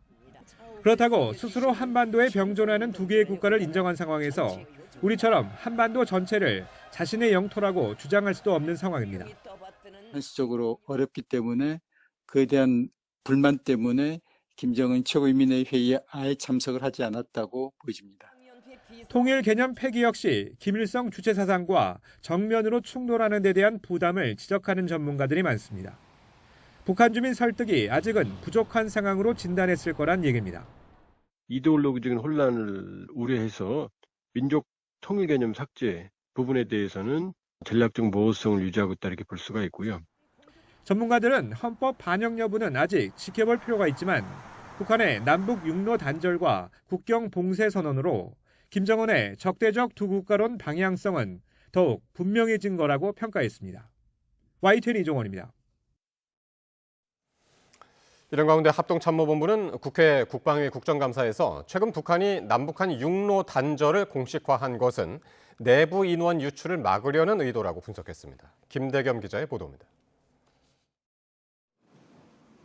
국회 국방위 국정감사에 참석한 김명수 합참의장은 최근 북한 총참모부의 육로 단절 발표에 대해 스스로 고립을 강화한 조치라고 깎아내렸습니다. 이어 북한의 이러한 조치는 이미 지난해부터 시작돼 지난 8월 마무리됐고 뒤늦게 정당성 확보 차원에서 이를 공식화한 거라고 분석했습니다.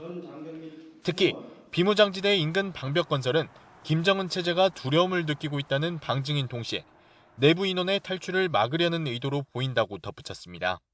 정권의 그 두려움에 대해서 외부 유입 차단, 또 내부의 인원이 외부로서의 유출을 탈출이라든지 것을 차단하기 위한 조치가 아닌가 그런 생각이 듭니다.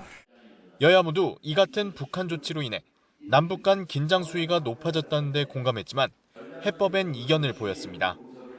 국민의힘은 북한이 내부 결속을 위해 남북 단절 조치를 이용하고 있고 앞으로도 도발이 계속될 거라며 강경 대응을 주문했지만 싸우지 않고 평화체제를 구축하는 것이 단순히 굴종적인 어떤 자세로 싸우지 않는 게 아니고 상대가 감히 넘보지 못하는 능력과 의지를 갖추고 적이 도발에 대해서 두려움을 느껴서 싸우지 않게 되는 상태. 민주당 등 야당은 윤석열 정부의 긴장 고조로 인해 전쟁 위험성이 그 어느 때보다 높아지고 있고 한미일 협력 역시 우리 측 실익을 제대로 챙기지 못했다고 비판했습니다. 우리나라가 북중러를 견제하는 최전선에 놓이게 된다는 것입니다. 일본의 방패막이 된다는 얘기입니다.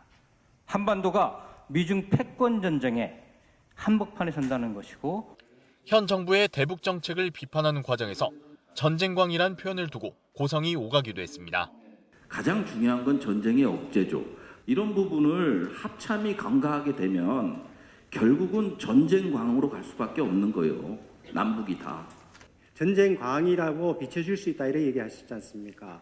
저희들이 북쪽에 대해서 전쟁 행위를 한다는 그런 개념은 아니다. 이 말씀을 제가 우려해서 말씀드린 것. 저기 임종덕 의원님 질의해 주시기 바랍니다. 여야는 이 밖에도 전임 문재인 정부 당시 9.19 남북 군사합의에 따른 조치로 북한 최전방 감시초소 지하시설을 파괴했다는 당시 발표 내용의 진실 여부를 두고도 공방을 벌였습니다. 합동참모본부는 북한이 앞으로도 쓰레기 풍선을 계속 날려보내며 소모전을 이어갈 것으로 전망했고 북한과의 전쟁 가능성에 대해선 지금으로선 그리 높게 보지 않는다고 답했습니다. YTN 김대겸입니다. 네, 조금 전에 들어온 속보부터 전해드리겠습니다. 티몬 위메프의 대규모 미정산 사태 최종 책임자로 지목된 구영배 큐텐그룹 대표가 구속을 면했습니다. 서울중앙지방법원은 오늘 특정경제범죄가중처벌법상 사기와 횡령, 배임 혐의 등을 받는 구 대표에 대해 청구된 구속영장을 기각했습니다. 구 대표와 범행을 공모한 혐의를 받는 류아연 위메프 대표, 또 류광진 티몬 대표도 구속을 면했습니다. 재판부는 이들이 도망가거나 방어권 행사의 범위를 넘어 증거를 없앨 우려가 있다고 단정하기 어렵다고 설명했습니다. 이들은 정산대금을 지급할 수 없을 만큼 경영이 악화된 사실을 알고도 판매자를 속여 돌려막기식 영업으로 1조 5,950억 원대 물품 판매 대금을 가로챈 혐의를 받고 있습니다. 또 상품 판매 등 일감을 계열사에 몰아주는 등 TMF에 603억 원, 위메프에 89억여 원대 손해를 입히고 미국 전자상거래 회사를 인수하기 위해 회사 돈 671억 원을 횡령한 혐의도 있습니다. 검찰은 이들이 미정산 사태 2년 전에 위기 징후를 감지하고도 지난 2022년 말 기준 5천억 원대 미정산 금액을 460억 원대로 축소해 금융감독원에 허위 보고한 것으로 보고 있습니다. 네, 의정 갈등이 8개월째 계속되는 가운데 정부와 의료계 인사가 함께 참여한 공개 토론회가 열렸지만 이 주요 쟁점에서 팽팽한 줄다리기가 계속됐습니다. 권민석 기자입니다. 현 정부 의료개혁을 논의하기 위해 정부와 의료계 인사 4명이 한자리에 모였습니다. 서울대 의대 측 토론 제안을 대통령실이 수용해 성사된 겁니다. 장상윤 대통령실 사회수석은 대화를 반기면서도 의대 증원 필요성을 거듭 역설했습니다. 부족한 의사 수는 2035년에 1만 명이 아니라 2배 이상으로 늘어납니다. 즉 2,000명 증원이 필요한 것이 아니라 사실상은 최소 4,000명 이상 증원이 필요하다는 결론이 나오게 됩니다. 반면 의사들은 불필요한 의료 이용을 줄이는 등 당면한 문제부터 해결해야 한다고 반박했습니다. 취약한 환자는 강력한 처방이 효과를 보기도 전에 대개 부작용으로 사망하게 됩니다.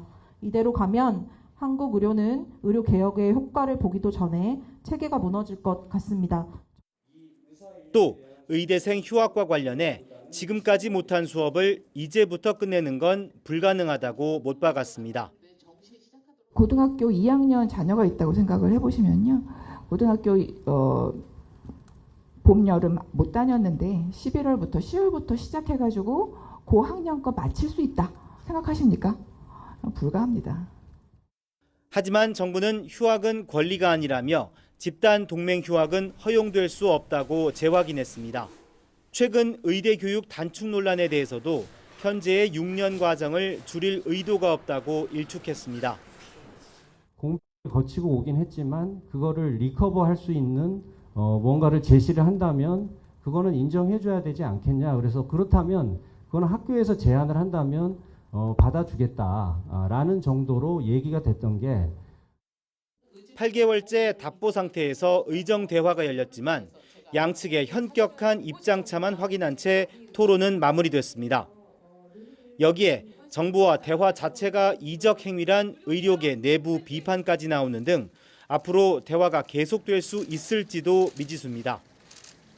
YTN 권민석입니다. 국회 과학기술정보방송통신위원회 국정감사장에 나온 삼성전자 최고 안전책임자가 방사선 피폭 사고에 대해 깊이 반성하고 있다고 밝혔습니다. 보도에 임늘솔 기자입니다. 삼성전자 최고 안전 책임자가 기흥 캠퍼스에서 일어난 방사선 피폭 사고에 대해 가슴 깊이 반성한다고 밝혔습니다. 윤태양 삼성전자 부사장은 근본적인 재발 방지 대책을 세워 하나하나 실행해 가고 있다면서 피해자들이 치료에 집중할 수 있도록 지원하고 치료와 보상 이후 과정도 책임지겠다고 말했습니다. 다만 이번 사고로 발생한 화상이 부상인지 질병인지 묻는 질문에는 답변을 피했습니다. 질병과 부상에 대해서는 여러 가지 의견들이 있습니다. 그래서 그 부분에 대해서는 관련된 법령의 해석을 받도록 하겠습니다. 근데 피해자의 원인이 지금 화상인지 부상인지 질병인지도 대답을 못하시면 재발방지 대책이 어떻게 나옵니까? 원자력안전위원회 국정감사에서는 최근 일어난 삼성전자 기흥 캠퍼스 방사선 피폭 사고가 도마 위에 올랐습니다. 이번 사고 원인은 삼성전자의 관리 부실이라고 결론 내렸지만 규제기관인 원안위의 책임도 있다는 질타가 나왔습니다.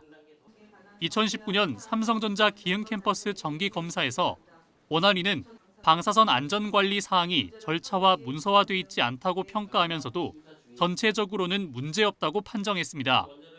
또 당시 삼성전자는 안전관리자를 추가 선임하겠다고 밝혔지만 오히려 이듬해인 2020년에 3명이었던 안전관리자를 2명으로 줄였습니다. 책임에 대한 부분을 못 느낀다고 말씀을 드리는 게 아니고요. 이 방사선 발생 장치에 대한 신고기관에 대해서 지금 현재 하고 있는 관리 상태가 올바른 건지 보완할 부분은 없는지 하는 원안위는 지난 7일 국립암센터에서 발생한 피폭 사고에 대해서도 조사에 들어갔다고 밝혔습니다. 하지만 신고 장비보다 더 엄격한 허가 장비에서도 단순 부주의로 인해 어처구니 없는 사고가 발생하면서 방사선 안전관리 전반에 대한 철저한 실태 점검이 필요하다는 목소리가 나오고 있습니다. YTN 사이언스 임늘솔입니다. 한국인 최초로 소설가 한강이 노벨문학상 수상자로 선정된 것에 대해 윤석열 대통령이 대한민국 문학사상 위대한 업적이자 온 국민이 기뻐할 국가적 경사라고 평가하며 축하 인사를 전했습니다. 윤 대통령은 SNS를 통해 한림원의 선정 사유처럼 우리 현대사의 아픈 상처를 위대한 문학 작품으로 승화시켰다며 이같이 말했습니다. 여야 정치권도 한 목소리로 축하를 보냈습니다. 국민의힘 한동훈 대표는 SNS에 글을 올려 한강 작가를 오래전 책이 아닌 오디오북 진행자로 처음 접했고 목소리가 좋아 지금도 들을 정도인데 이런 날도 온다며 축하 인사를 전했습니다. 더불어민주당 이재명 대표도 굴곡진 현대사를 문학으로 치유한 한 작가의 노벨상 수상이 쾌거라고 축하하며 폭력과 증오의 시대에 인간의 존엄성을 갈구한 그의 말을 마음에 담는다고 적었습니다. 독립 성향의 라이칭더 타이완 총통이 건국기념일 연설에서 2개의 중국을 역설했는데 중국에 대규모 무력 시위 구실을 줄 수 있다는 우려가 제기됩니다. 베이징에서 강정규 특파원입니다. 총통부 앞에 도열한 3군 의장대 위로 헬기 편대가 청천 101기를 펼치고 날아갑니다. 1911년 10월 10일 순원의 신해혁명을 건국일로 삼는 타이완의 113주년 국경일 대회가 열렸습니다. 라이칭더 총통은 중국을 겨냥해 주권 침범이나 병탄을 용납하지 않겠다며 이렇게 말했습니다. 中华民国和中华人民共和国互不隶属，中华人民共和国无权代表台湾。 앞서 5일엔 갓 75살이 된 중국은 113살인 타이완의 조국이 될 수 없다고 자극하기도 했습니다. 反倒是中华民国可能是中华人民共和国75岁以上的民众的祖国，大家说对不对？ 타이완 해협에선 중국 군용기 27대와 함정 9척이 접근해 무력 시위를 벌였습니다. 중국 남부 하이난 기지엔 랴오닝함과 산둥함이 나란히 정박해 쌍항모 훈련을 예고했습니다. 타이완 문제는 내정이라며 논평을 거부해오던 중국 외교부도 강하게 반발했습니다. 再次暴露其冥顽不化的台独立场和为谋取政治私利不惜推高台海紧张局势的险恶用心. 친중 성향인 마잉주 전 총통은 국경일 대회에 불참하고 양국론은 위헌이라며 비난했습니다. 다음 달 대선을 앞둔 미국이 양안의 자제를 촉구했다는 보도도 나왔습니다. 미국의 전략적 모호성 탓에 중국이 침공하더라도 직접 파병할 거라고 믿는 타이완 사람은 절반에 그친다는 설문 결과가 공개되기도 했습니다. 베이징에서 YTN 강정규입니다. 최근 일본 수도권에서 노인들만 사는 집에 강도 사건이 잇따르고 있는데 SNS로 범행을 대행할 사람들을 모으는 수법까지 동원된 것으로 보입니다. 도쿄에서 김세호 특파원의 보도입니다. 80대 남편과 70대 부인 노부부가 사는 주택에 복면을 쓴 괴한 2명이 침입했습니다. 괴한들은 부부의 손발을 묶고 현금 900만 엔을 빼서 달아났습니다. この辺変なことはなかったので本当に驚いたっていう感じ. 70대 부인은 갈비뼈가 부러지는 등 크게 다쳤습니다. いつも夫婦2人で家にいた。衝撃ですよ。ショックです。そんなバカな話で言うとまだ信じられてね、僕は. 지난 8월 말부터 도쿄와 사이타마 등 수도권 일대에서 이런 형태의 범죄가 잇따르고 있습니다.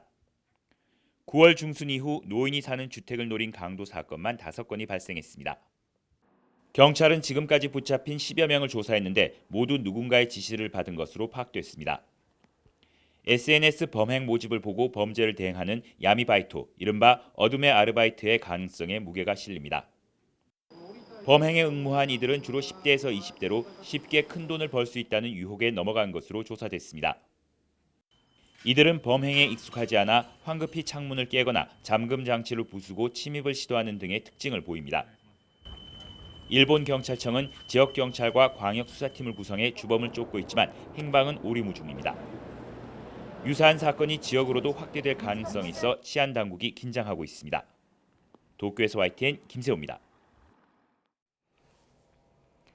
중국에서 도로를 달리던 전기 자전거에 화재가 발생해 운전자가 다쳤습니다. 사고는 지난 7일 중국 광둥성 선전시의 한 교차로에서 일어났습니다.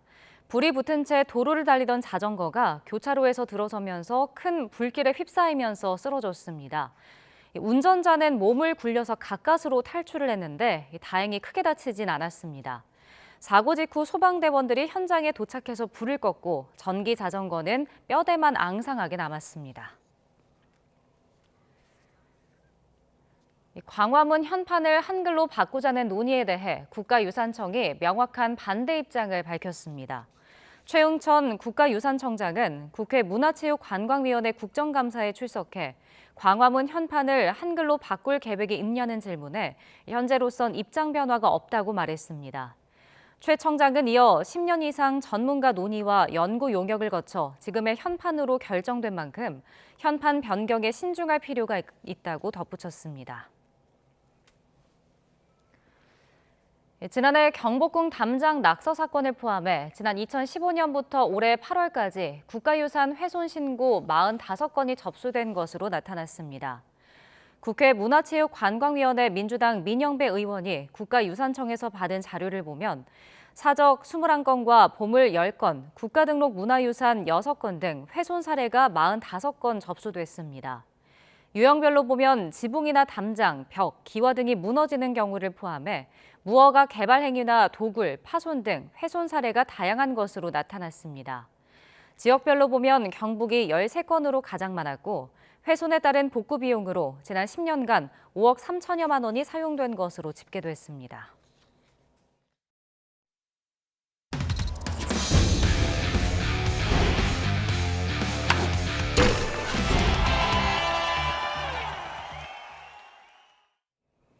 안세영이 파리올림픽 폭로 이후 2달 만에 땀과 눈물의 복귀전을 치렀습니다.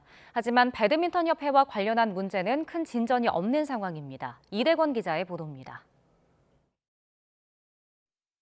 많이 기다려주셨을 거고 또 저의 배드민턴을 많이 사랑해주신 팬분들께 정말 감사하다는 말씀 드리고 싶고요. 또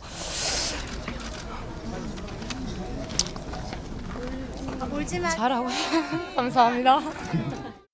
복귀전을 막 치르고 땀에 흠뻑 젖은 안세영은 이렇게 눈물로 감사 인사를 전했습니다. 2달 만에 복귀전에서 스스로 평가한 자신의 경기력은 80%. 긴 휴식기를 거치면서 세계 랭킹 1위까지 라이벌에게 내줬지만 앞으로는 크게 신경 쓰지 않겠다는 입장입니다. 경쟁보단 자신이 좋아하는 배드민턴을 즐기는 데 집중하겠다는 겁니다. 복귀전에서 자신을 응원하는 관객들의 호응까지 여유롭게 유도할 수 있었던 이유입니다. 안세영은 파리올림픽 금메달을 딴 직후 속에 담아뒀던 말을 힘들게 꺼냈습니다. 이렇게 올림픽을 우승하고 싶었고 또 악착같이 달렸던 이유 중에 하나가 제 목소리에 힘이 좀 실렸으면 좋겠는 바람에 이렇게 정말 힘들게 바쁘게 살았었던 것 같습니다. 당연히 여론은 집중됐고 문체부가 직접 조사에 나서기도 했습니다. 중간 조사 결과 선수 관리와 후원사 물품 관련 등 여러 문제점이 확인됐습니다. 그리고 관련자 징계를 담은 최종 조사 결과 발표를 앞두고 있습니다. 하지만 배드민턴 물품 계약 관련은 협회와 후원사 간 협상이 중요한데 진전이 없는 상태입니다. 이런 혼란스러운 상황에서 안세영은 배드민턴 협회 지원을 받아 다음 주 덴마크 오픈에 나섭니다. YTN 이대원입니다. YTN이 보도한 대로 콜린 벨 감독의 계약 종료로 석 달 넘게 공석이던 여자 축구대표팀 사령탑에 신상우 전 WK리그 창녕 WFC 감독이 선임됐습니다. 대한축구협회는 신상우 감독이 오는 2028년 미국 LA에서 열리는 올림픽까지 지휘봉을 잡게 된다며 2027년 여자 월드컵을 통해 중간평가를 받는다고 공식 발표했습니다. 쇼트트랙 대표팀 신임 감독 1순위 후보자가 승부조작 전력이 뒤늦게 드러나며 선임이 보류됐습니다. 대한빙상경기연맹은 쇼트트랙 감독 선임 절차를 통해 1순위 후보로 결정됐던 A씨가 승부조작에 연루돼 처벌받았다는 의혹이 불거져 선임을 보류했다고 밝혔습니다. 체육단체 임원의 연임을 논의하는 과정이 셀프심이라며 정부가 불공정을 개선하라고 권고했지만 대한체육회가 받아들이지 않자 시정명령을 내렸습니다. 문화체육관광부는 대한체육회 오는 18일까지 스포츠공정위원회 구성과 운영의 불공정성을 개선하기 위한 이행계획을 제출하라고 시정명령을 내렸습니다.